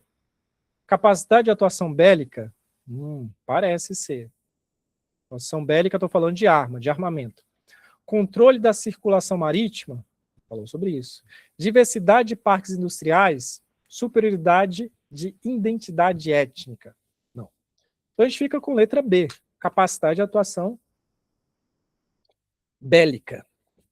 Big Stick. Aqui. Vamos dar uma olhada. Isso aqui. Vou dar uma pesquisada. Porrete. Política. Vou achar aqui algumas coisas. A política do grande porrete, conhecida em inglês como Big Stick, ou grande... seria grande vara? Não, grande... Eu esqueci a tradução para isso. Opa, tem aqui, né? Opa, aqui. Não, mas isso aqui está errado. Foi uma diretriz política externa dos Estados Unidos no início do século XX, baseada na máxima do presidente Theodore Roosevelt: fale macio e carregue um grande porrete. Consistia em manter a negociação diplomáticas amigáveis, enquanto se ostentava um poderoso aparato militar para se impor interesse. A expressão deriva de um provérbio africano popularizado por Roosevelt. Na prática, ela serviu como um desdobramento do corolário Roosevelt e da doutrina Monroe. Vamos aqui dar uma olhada disso. Dá para a gente abrir aqui. Por meio dele, os Estados Unidos se autoproclamavam policiadores do continente americano, usando a força para assegurar a hegemonia econômica e estratégias na região. Aí tem alguns exemplos, né? marcada por intervenções militares, diplomacia do dólar, ocupação de diversos países latino-americanos entre 98 e 34. Exemplos notáveis. Canal do Panamá. Os Estados Unidos apoiaram a independência da Panamênia para garantir o controle da construção do canal, facilitando o trânsito de comércio. Todo mundo sabe o que é o Canal do Panamá, né? Vamos dar uma olhadinha aqui. Está tendo uma briga agora, Canal do Panamá e China. Vamos dar uma olhada nisso. Aqui. Aqui. Pá, pá, pá. Você carrega. A China realmente controla o Canal do Panamá, como diz Trump? Aqui, vamos lá. O secretário dos Estados Unidos, Marco Rubio, advertiu no domingo que o governo norte-americano tomará medidas contra o Panamá se as influências da China no canal não for reduzida. O principal representante da diplomacia dos Estados Unidos se reuniu aqui com carinha.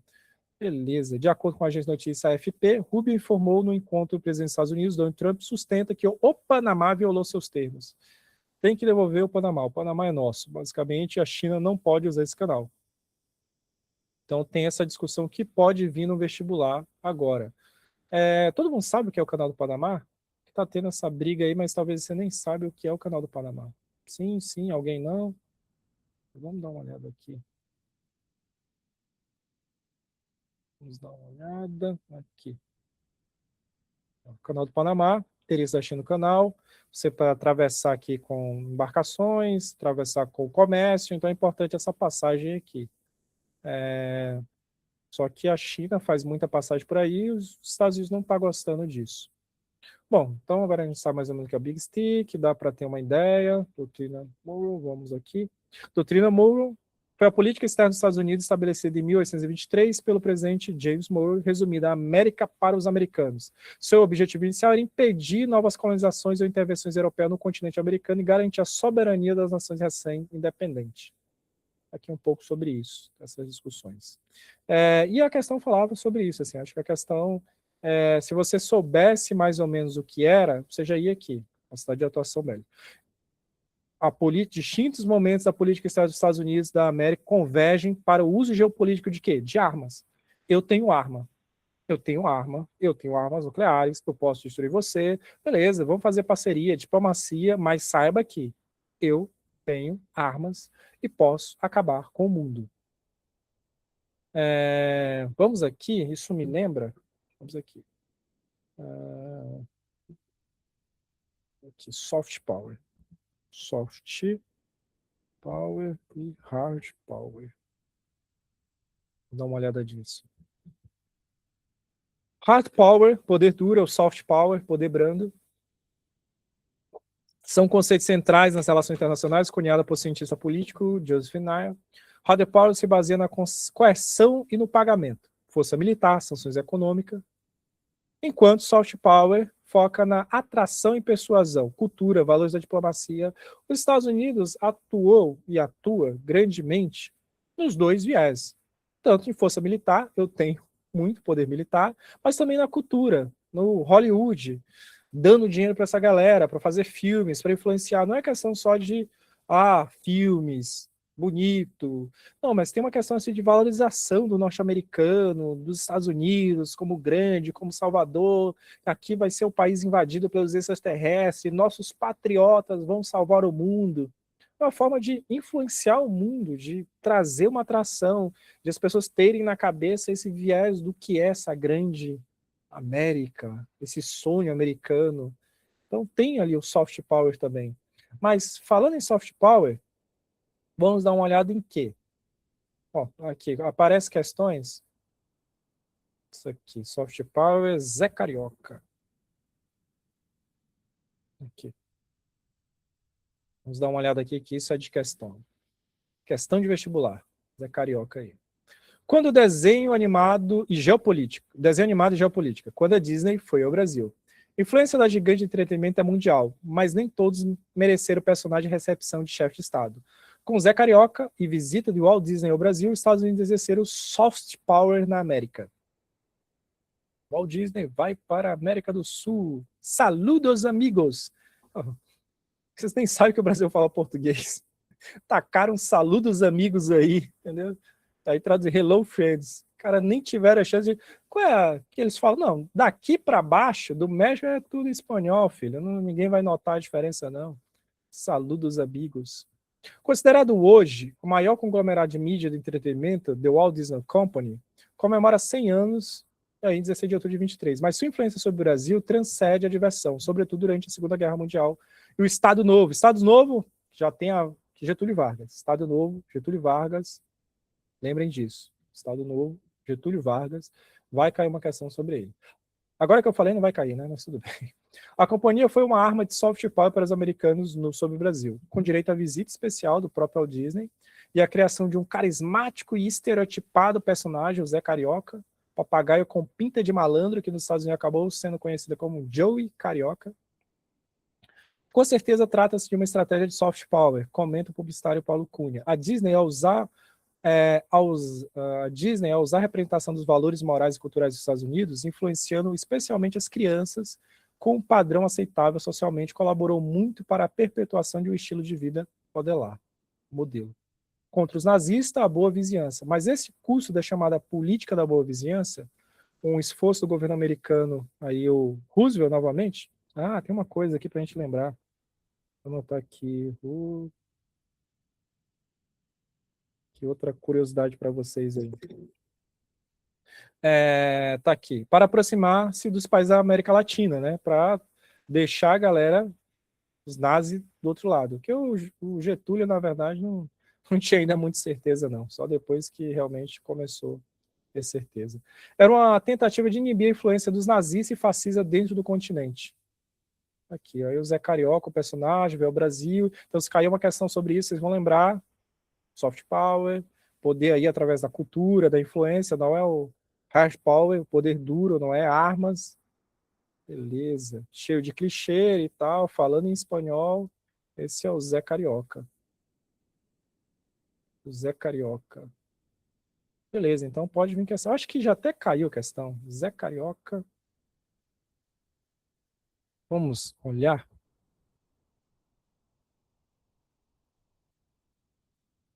Da Unicamp.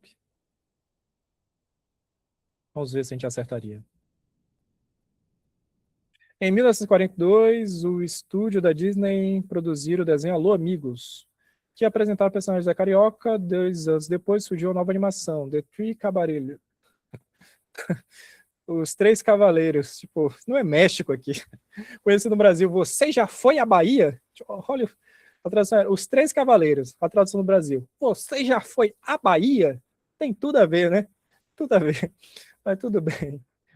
Nos desenhos citados, o Brasil e a América Latina são mostrados de forma simpática através de estereótipos. Para entender esses desenhos e o esforço de Walt Disney, devemos considerar o seguinte contexto. Qual o contexto aí? Qual vocês marcariam? Ainda tem mais por essa. O Carioca na Bahia. Você já foi à Bahia? Zé Carioca. Qual seria aí a letra certa? A, B, C, D.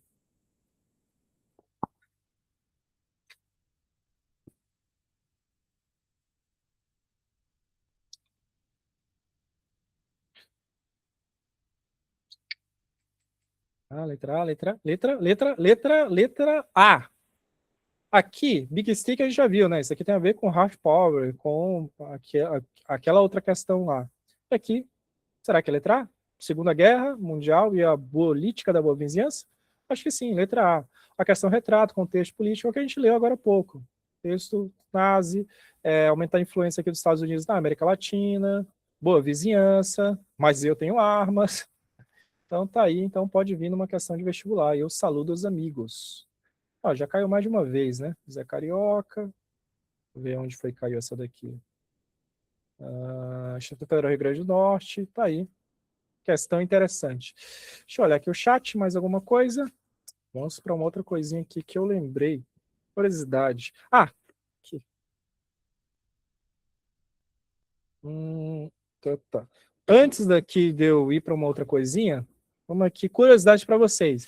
Isso é interessante, assim, nessas reuniões nossas, vocês saem com arcabouço de curiosidade para estar comentando aí pela vida, no encontro aleatório, qualquer outra coisa, em casa, na cozinha, lavando louça, de vez em quando vocês soltam uma curiosidade. Roosevelt. Roosevelt. Quem é esse cara? Franklin Delano Roosevelt, a gente viu ali sobre o Big Stick, sobre essa questão da política da boa vizinhança, beleza. Mas tem algo no Brasil sobre ele. O quê? Vamos lá. Rio. Rio Roosevelt. Tem um rio com o nome dele.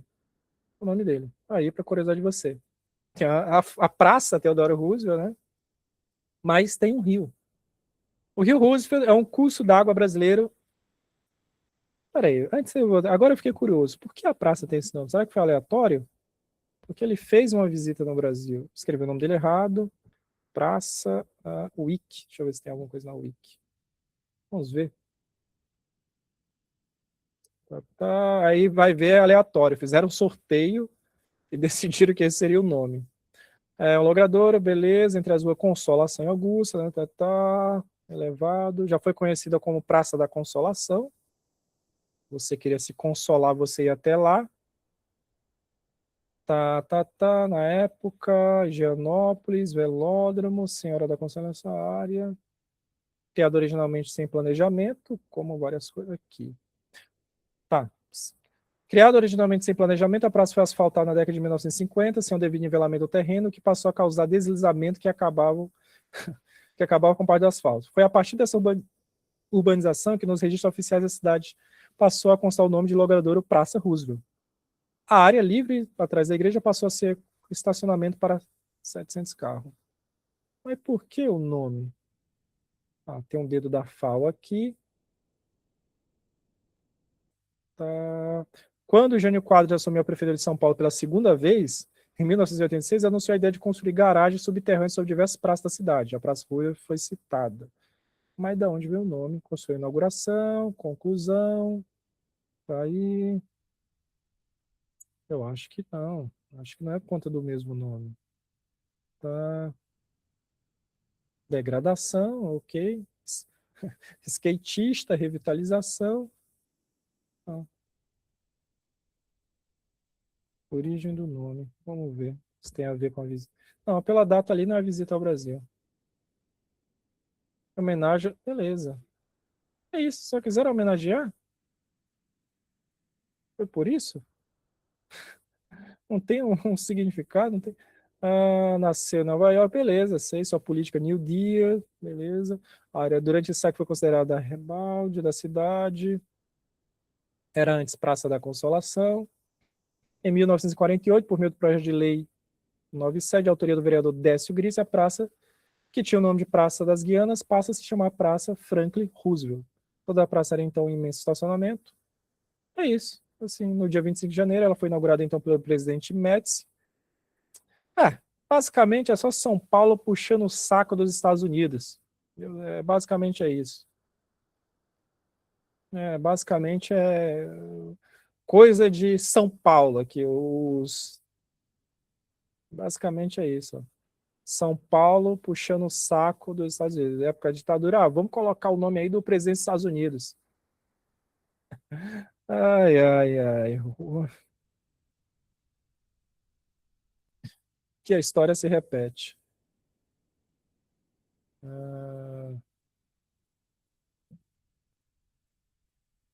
Nome da rua, praça. Deixa eu ver aqui se alguém já tentou. Não. Esse é o local de jardim, beleza. Não, até... Aparentemente não, mas eu acho que alguma prefeitura, os vereadores vão querer fazer isso. Vereadores.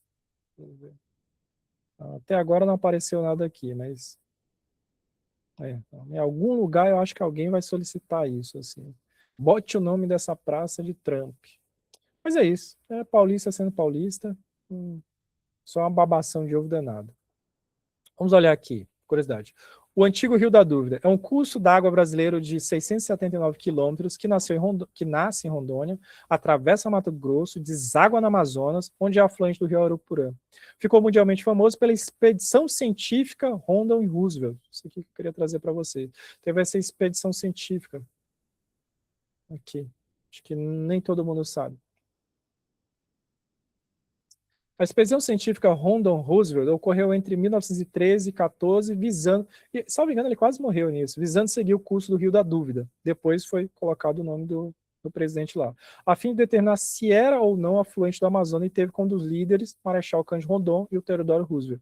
Rondon encontraria o rio numa expedição anterior, e aí eles se juntaram para ver esse rio aí. Depois de perder a candidatura, um terceiro mandato presidencial, ele perdeu a candidatura, veio para o Brasil, dar uma voltinha, Argentina-Brasil, e aí ele veio nessa expedição aí junto com o Marechal Rondon. Problemas, Roosevelt, mataram aqui alguma coisa. Quase desde o início a expedição foi repleta de problemas, inseto, doença, como malária pesava.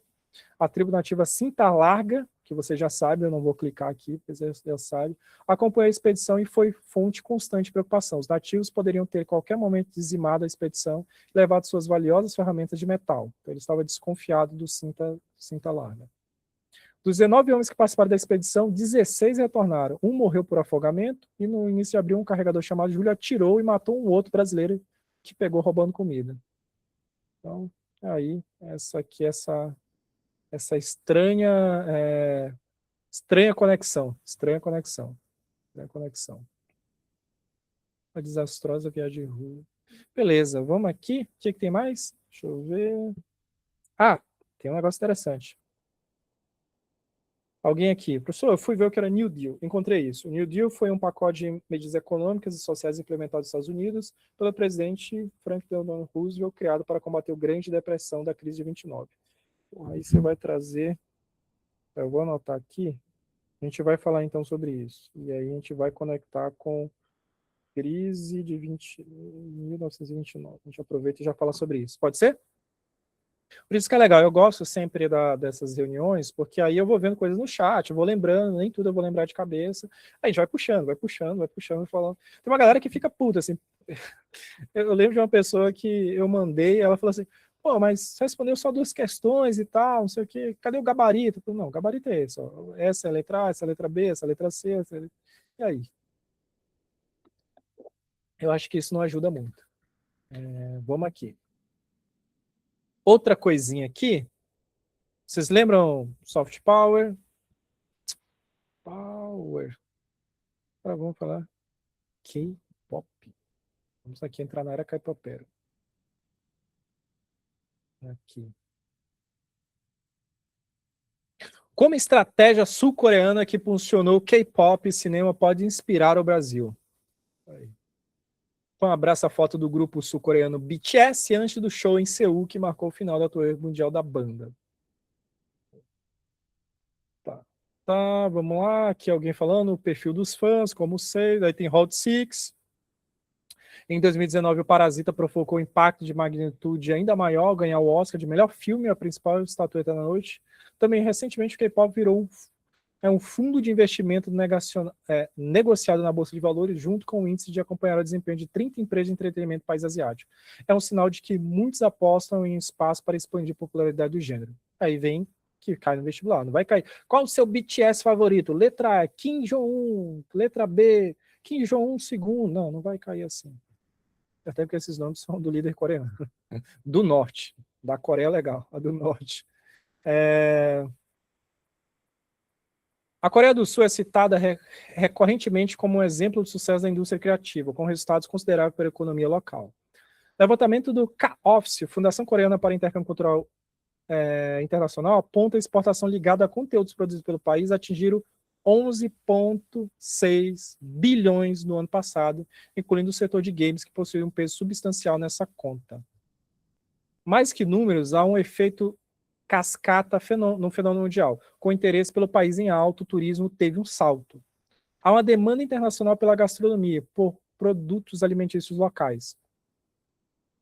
20 pessoas indo ao mercado, bairro paulistano, Bom Retiro, que se concentram na comunidade coreana à procura de biscoito Dalgonado Hot Six. Eu não assisti, não sei do que é. Até a indústria de maquiagem sul-coreana vem prosperando, afinal os rostos K-pop das séries de DTV estão provocando mudança no padrão de beleza internacional, antes fixados nos traços ocidentais. Tudo isso resulta do chamado soft power, sem uso da força. A Coreia do Sul está ascendendo no cenário internacional com a imagem simpática e atraente dentro de diferentes países, como do Vietnã ao Brasil, passando por Estados Unidos e Alemanha. Essa trajetória é ainda mais surpreendente porque até a década de 60, a Coreia do Sul era uma nação pobre e subdesenvolvida. Então tá aqui. Tá? O Brasil, que já experimentou no passado êxito mundial, tanto na música, a Bossa Nova, na década de 60, né, como nas novelas, Escravizaura, que foi um hit na Rússia e na China, na década de 80. Pesquisadores sul-coreanos analisam Hallyu, onda coreana. Dizem que as políticas culturais bem planejadas e bem aplicadas sempre ajudam. Aqui, como foi o conteúdo, o que aconteceu, tem um engenheiro aí do governo, né? Os Estados Unidos com a deles, mas isso poderia servir para o Brasil também. Gangnam Style aí que explodiu na época, competitividade cultural, e aqui o Brasil. É o Brasil, né? É isso. A nossa lei de incentivos está completamente voltada para o fomento da produção, lá na Coreia, para resolver uma questão estrutural, para a melhoria de infraestrutura da indústria, salas, parques tecnológicos, câmera, estúdio, equipamento, ou seja, eles qualificam o parque produtor. Aqui fala, jogar dinheiro na Rouanet, é lei Rouanet e tal, errado, tem que acabar. Então, aí, uma questão poderia vir essa abordagem. Alguém falou sobre um livro da editora Senac, acho que eu já vi esse livro sobre soft power, vai falar um pouco sobre isso. K-pop, isso é interessante. Deixa eu ver o que mais que eu tenho anotado aqui. Isso, algum, deixa eu ver o chat. New Deal. Vamos olhar isso aqui, vai me lembrar da crise de 29.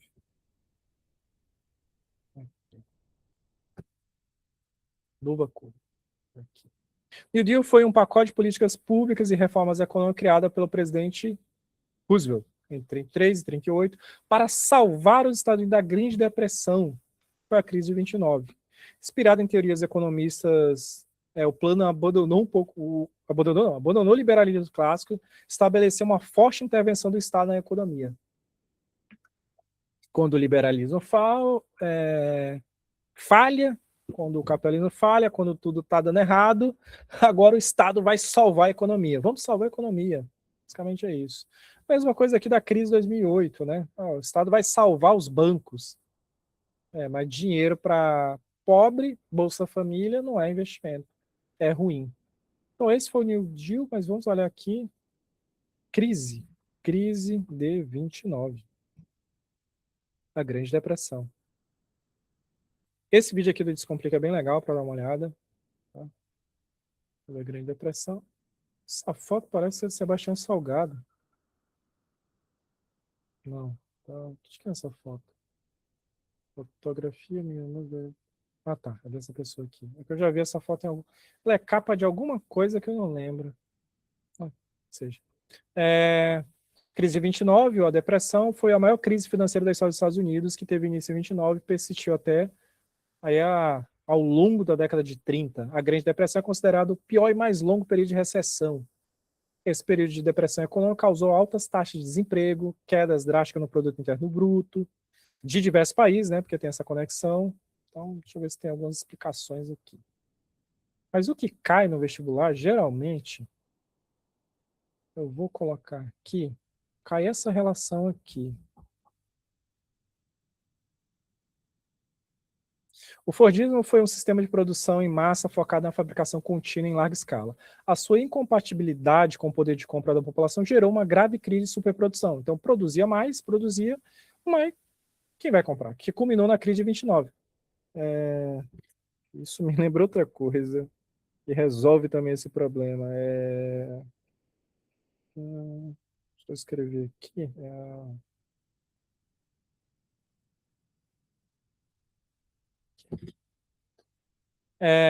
A incompatibilidade, então, choque entre o modelo produtivo e o contexto econômico, a produção versus salário, a queda na exportação, você tem muita exportação, crise do Fordismo, essa vai ser a crise do Fordismo, deixa eu ver se tem um texto aqui, não, crise de 29, então pode vir alguma coisa sobre isso assim, essa crise do Fordismo, de você produzir em massa, você ter estoque, e aí, pô, não vai dar certo, então esse é um problema para vocês ficarem de olho para o vestibular. Acho que vai vir outras questões, é por isso que eu não vou adentrar tanto nelas aqui. Mas vai vir outras questões sobre esse assunto, salvo engano. A gente entra um pouco mais nessa crise de 29, Fordismo, Toyotismo, Grande Depressão, mas aí pelo menos você já sabe mais ou menos o que é. New Deal, novo acordo, Grande Depressão, os Estados Unidos tentam resolver o problema deles, o Estado começa a salvar os liberais. Isso me lembra sobre sistema de produção, sobre quem vai comprar, você produz em escala, dura para sempre. Isso me lembra algo chamado, não vou escrever certo, mas vamos escrever qualquer job, excelência, aqui. Isso aqui. Você já ouviu falar nisso? Obsolescência programada ou planejada é uma estratégia empresarial onde produtos são intencionalmente projetados para ter uma vida útil curta ou se tornarem obsoletos rapidamente. O objetivo é forçar o consumidor a realizar nova compra. Ou você usa estratégia de marketing, que você precisa desse produto, porque tem uma nova cor, porque tem uma atualização X da Apple, porque a câmera tem um pixel a mais, porque tem que não faria muita diferença na vida de uma pessoa normal para o que ela faz, mas você cria essa demanda, essa sua felicidade está nesse novo produto, e você também tem essa estratégia de obsolescência programada, de você fazer produtos que acabam rápido, que quebram rápido, ou que têm um tempo de vida. A gente pode fazer melhor, mas... E aí tem a questão do lixo, que você vai aqui, da USP. Vamos aqui, USP. Além da prática considerada abusiva, a obsolescência programada pode causar impactos ao meio ambiente. Então, tá aí sobre isso. Os impactos que podem ser causados. Do ponto de vista jurídico, aí tem um problema. Você conhece esse cara. Impacto ambiental, possível solução. A Europa tem legislação sobre isso. A Europa tem legislação sobre isso. É o direito fair, o direito de reparo. Aqui. Vamos dar uma olhada. Aqui. Mas aqui está certinho. A União Europeia combate a obsolescência programada através do direito ao reparo, diretrizes rigorosas que obrigam os fabricantes a produzir bens mais duráveis. As medidas incluem a extensão da garantia, então sua garantia tem que ser maior, obrigatoriedade de disponibilizar peça de reposição por anos, então, cara, você está fazendo esse produto, beleza, você tem que ter peça de reposição para ele.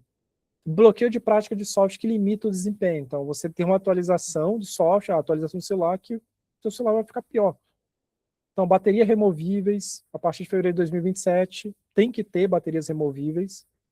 Direito de conserto, direito de reparo. Então, os fabricantes têm que priorizar o reparo em vez da substituição. Tem que ter peça de reposição. Não pode ser só a peça que eu fabrico, tem que ter outras peças. Então, a legislação francesa aí também mudou isso. Então, em outros lugares, eles tentam combater isso de alguma forma. Mas o Brasil? Vamos olhar aqui. O Código Consumidor já meio que tenta assegurar, o nosso Código Consumidor é muito bom nisso, mas podia a gente ter uma legislação melhor, só que tem a influência das empresas, né? Direito ao reparo.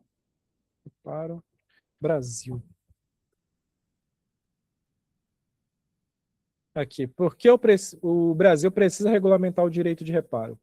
Tem um projeto de 24, vamos dar uma olhadinha aqui. O projeto institui o direito ao reparo no mercado automobilístico brasileiro. Medida obriga as montadoras e importadoras de veículos novos a garantir conserto em oficinas independentes. Aqui o projeto, esse carinha aqui, 24. Quem é? Não fala aqui. Mas é isso. Em outros lugares já existe, já é considerado abusivo. Segundo o deputado Valdenor Pereira, do PT da Bahia, autor do projeto, exige que o consumidor utilize apenas a rede autorizada, pode ser vista como uma venda casada. Então, ele tenta passar, acho que isso não vai passar. Bom, deixa eu ver o que mais aqui. Obsolescência programada, New Deal. Beleza. Mais questões? Vamos para uma próxima. Acho que a gente já andou bastante aqui com ela. Deixa eu colocar isso aqui que é interessante. Deixar aqui. Para o futuro. Deixa eu ver o que mais.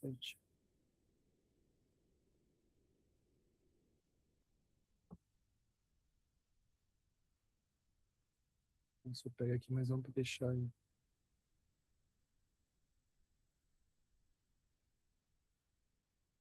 Deixa esses dois links aqui. Aí eu já até sei que eu passei pela questão. 21h48. Deixa eu olhar essa daqui.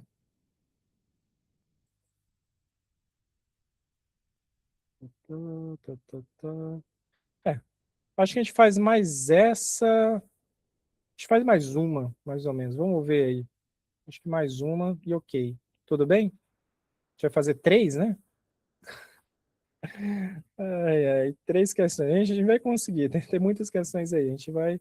Assim, cada dia eu vou colocando mais. Então, a gente meio que tá subindo uma pedra aí. Não... Vamos para essa, então. Tá vendo? Vamos ler essa. O problema social descrito no texto foi causal. Então, tem um problema. Problema o quê? Socioambiental. Então, tem um problema socioambiental que é descrito no texto. Foi causado pelo quê? Então, eu te dar as dicas aí. As 35, as 35 minas de salgema da Braskem foram escavadas a cerca de 1 quilômetro de profundidade no período que vai da década de 70 até 2019. Quando os trabalhadores foram interrompidos, os trabalhos foram interrompidos depois dos primeiros afundamentos. Então, tinha minas de salgema, foram escavadas, né? Escavação, beleza. E aí foi interrompido o afundamento. Então, estou te dando aqui as dicas. Desde 2018, a catástrofe de Maceió vinha ocorrendo em câmera lenta, com afundamento progressivo do solo.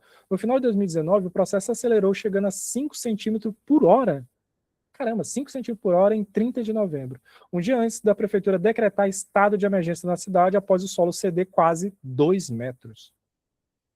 No início da tarde de 10 de dezembro de 2019, a mina 18, sobre o bairro Montange, esse é assim que fala, começou a desmoronar.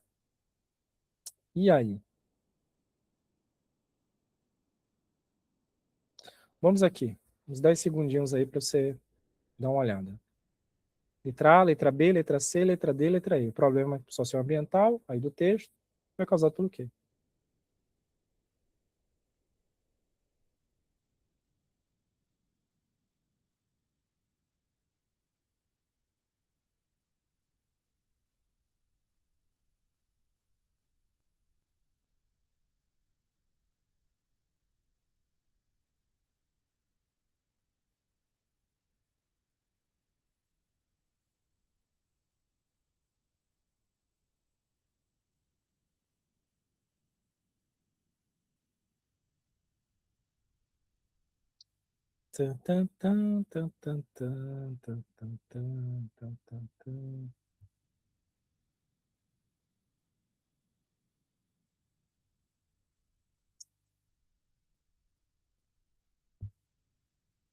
Essa aí eu fiquei curioso até aqui, porque eu tinha um gabarito, eu sabia, eu já tinha visto ela.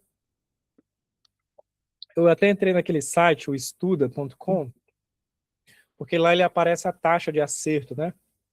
E eu vi realmente, aí por lá, às vezes quando eu falo assim, em aula, em algum lugar, essa questão foi difícil, foi fácil, às vezes eu olho por lá ou por outros dados. Assim, lá dá para ver o percentual de acerto da galera. E é por isso que aí eu tenho na minha cabeça se foi fácil, foi difícil. E, assim, pelo que eu vi vocês aqui, eu falei, pô, deixa eu olhar lá como é que o resto da galera foi.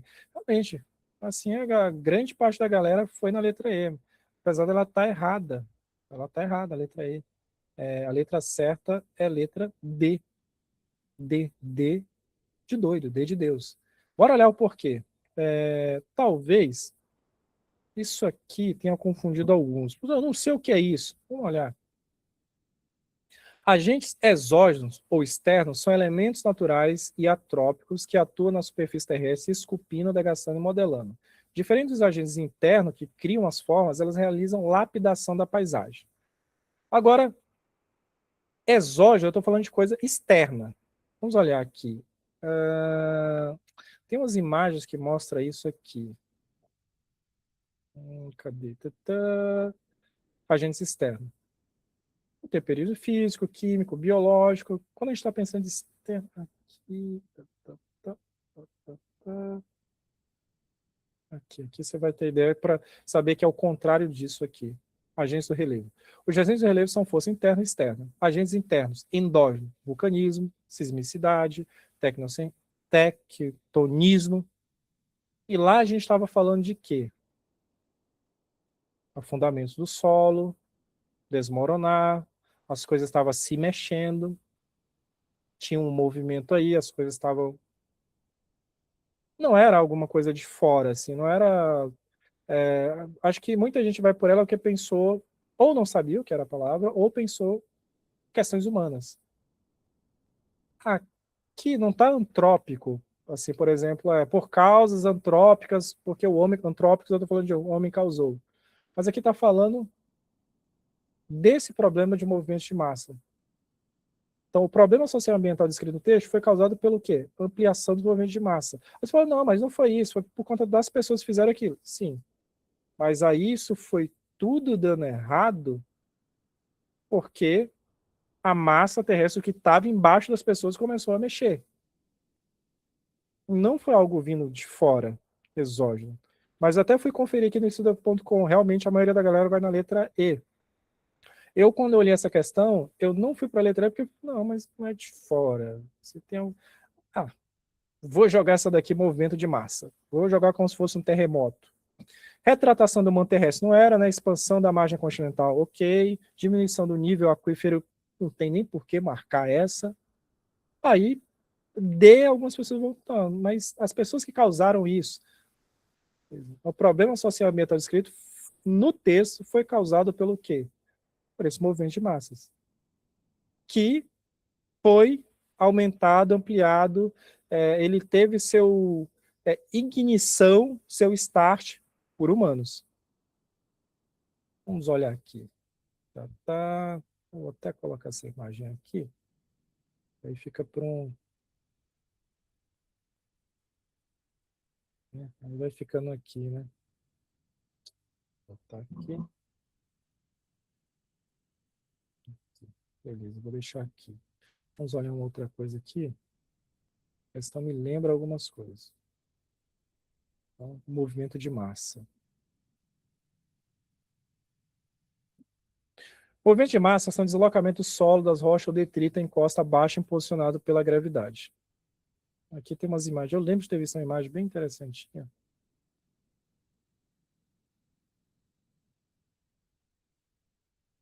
Essa daqui. Cadê? Aqui. Ó, queda, tombamento, rolamento, deslizamento.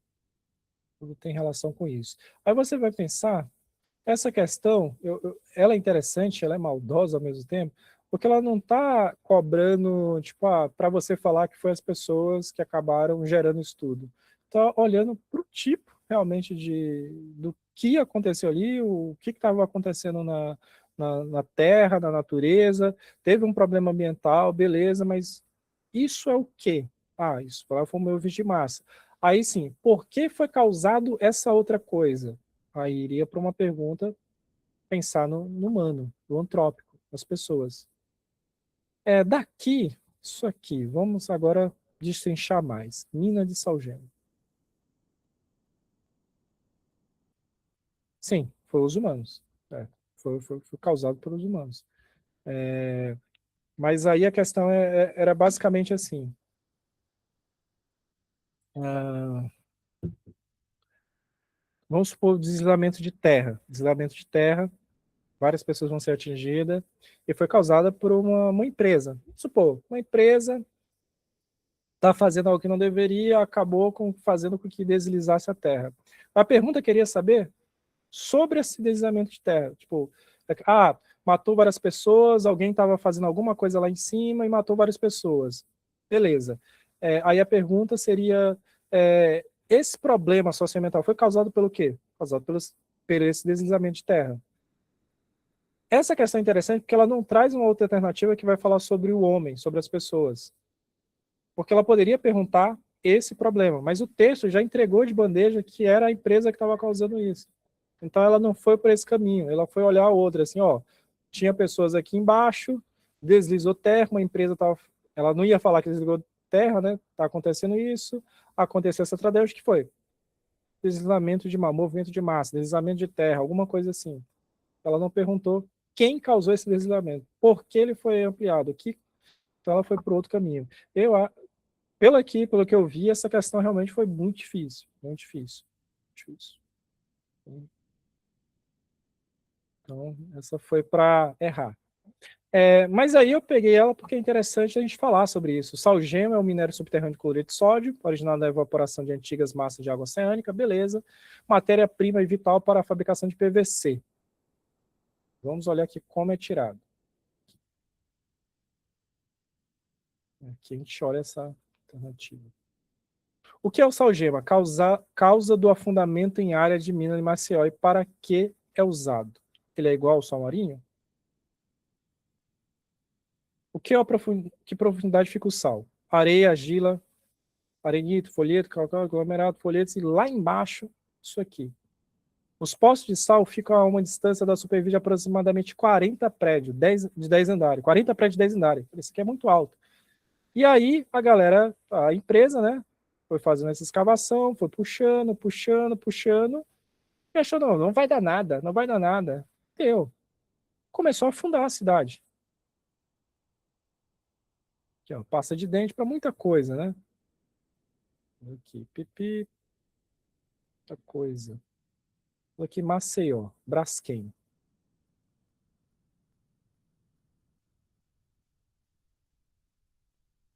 Ó, Jornal da USP. Sempre gosto quando eu vejo Jornal da USP. Vamos dar uma olhada aqui em tudo. Mina em Maceió entenda a situação alarmante que a região em risco de colapso. Maceió vive o terceiro dia de incertezas em relação ao risco iminente de colapso de uma mina de exploração de salgema. Este é um dos 5 bairros afetados pelos problemas de Maceió quando surgiu essa primeira rachadura. Desde a quarta-feira, quando a Defesa Civil fechou, beleza. É responsabilidade da Braskem, é total, do Brasil a legislação ambiental impõe que o crime é quem praticou esse desastre ambiental foi a Braskem. Ela própria diz em reiteradas manifestações que já investiu 15 bilhões em indenizações e tentativa de estabilização. Antes da investigação, eles negaram, tentaram colocar a responsabilidade em outras empresas e disseram que não era com eles, mas não teve como, tecnicamente ficou claro. Falou, não, não foi a gente, não foi a gente. Tem um documentário aí,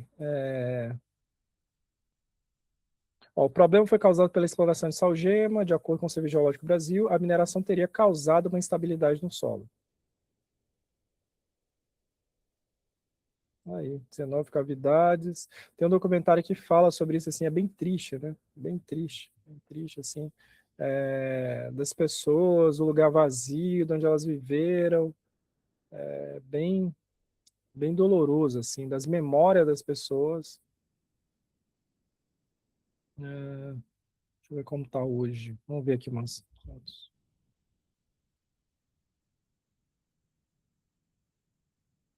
2025, Alagoas. Aqui. 8 anos depois, eu teria uma resposta do MPF ao desastre ambiental. Eles têm imagens aqui. Acordo, foram feitos vários acordos.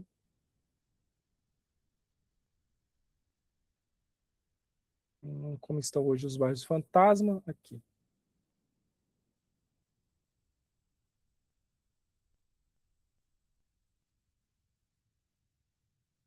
Cadê? Eu achei que ia ter umas imagens legais. Quer dizer, legais não, mas. Não, não tem. Mas tem um documentário, depois eu mando, pego lá o link. Tem um vídeo sobre isso e as pessoas falando sobre o lugar, assim. Aqui. Vou pegar esse vídeo aqui para vocês botar lá no link.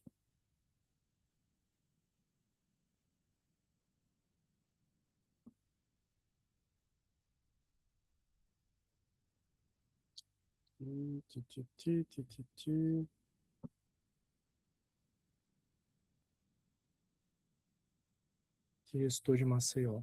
Então, caso interessante aí, é algo dificilmente é raro, mas acontece sempre no Brasil, esses desastres feitos para essas empresas que visam o lucro, querem ganhar uma grana a custo de tudo. Recentemente está acontecendo alguns desastres aqui com a nossa empresa, né, com a Sabesp. Assim, afundado. Dá para ver pelo Google Maps? Aqui, ó. Opa, revista FAPESP. Aí, sobre isso, ó, como estão os bairros abandonados.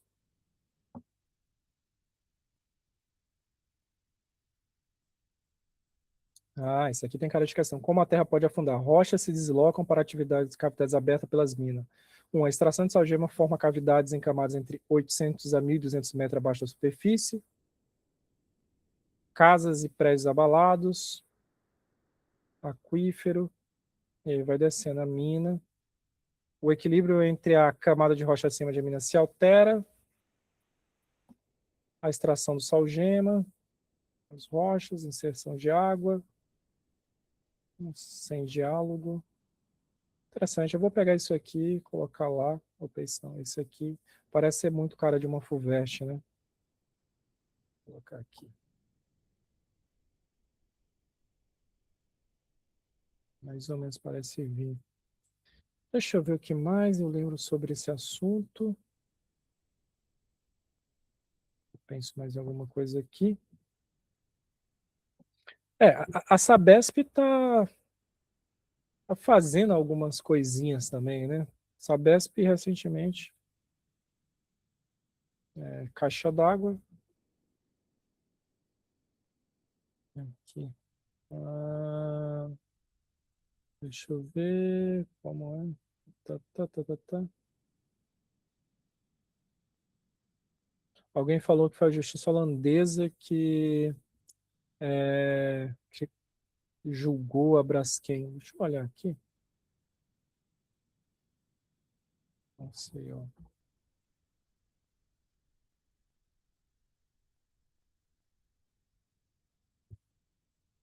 8 anos após a tragédia, vítimas da Braskem lutam para manter desastre em evidência. Moradores afetados cobram reparação e visibilidade para impacto de extração de salgema.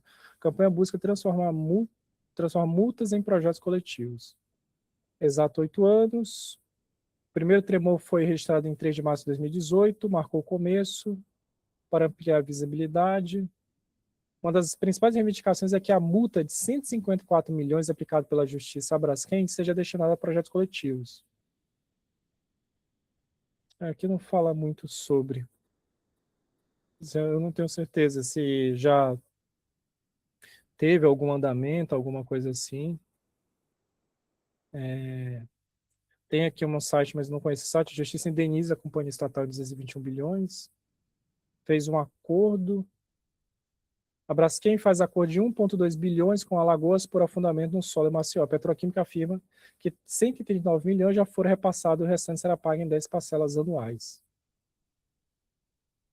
Braskem e o governo de Alagoas fizeram aqui um acordo. Mas é isso, não sei como está o julgamento, demora bastante. Destruição de Maceió. Mesmo assim, o Estado firmou um acordo apenas de 1,2 bilhões, relembra o caso. E quanto foi aqui? É, deixa eu ver o que foi mesmo aqui, veio a destruição, rompimento da caixa. Em 2026, né, recentemente, março, fez 3 aí, destruição após rompimento de uma caixa d'água da Sabesp, deixou morto em SP, em São Paulo. Então, teve esse caso aqui da Sabesp, estava construindo essa caixa d'água e acabou atingindo várias pessoas, esse rompimento da caixa d'água.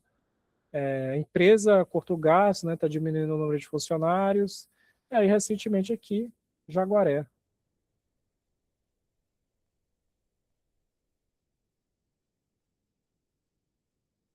Né?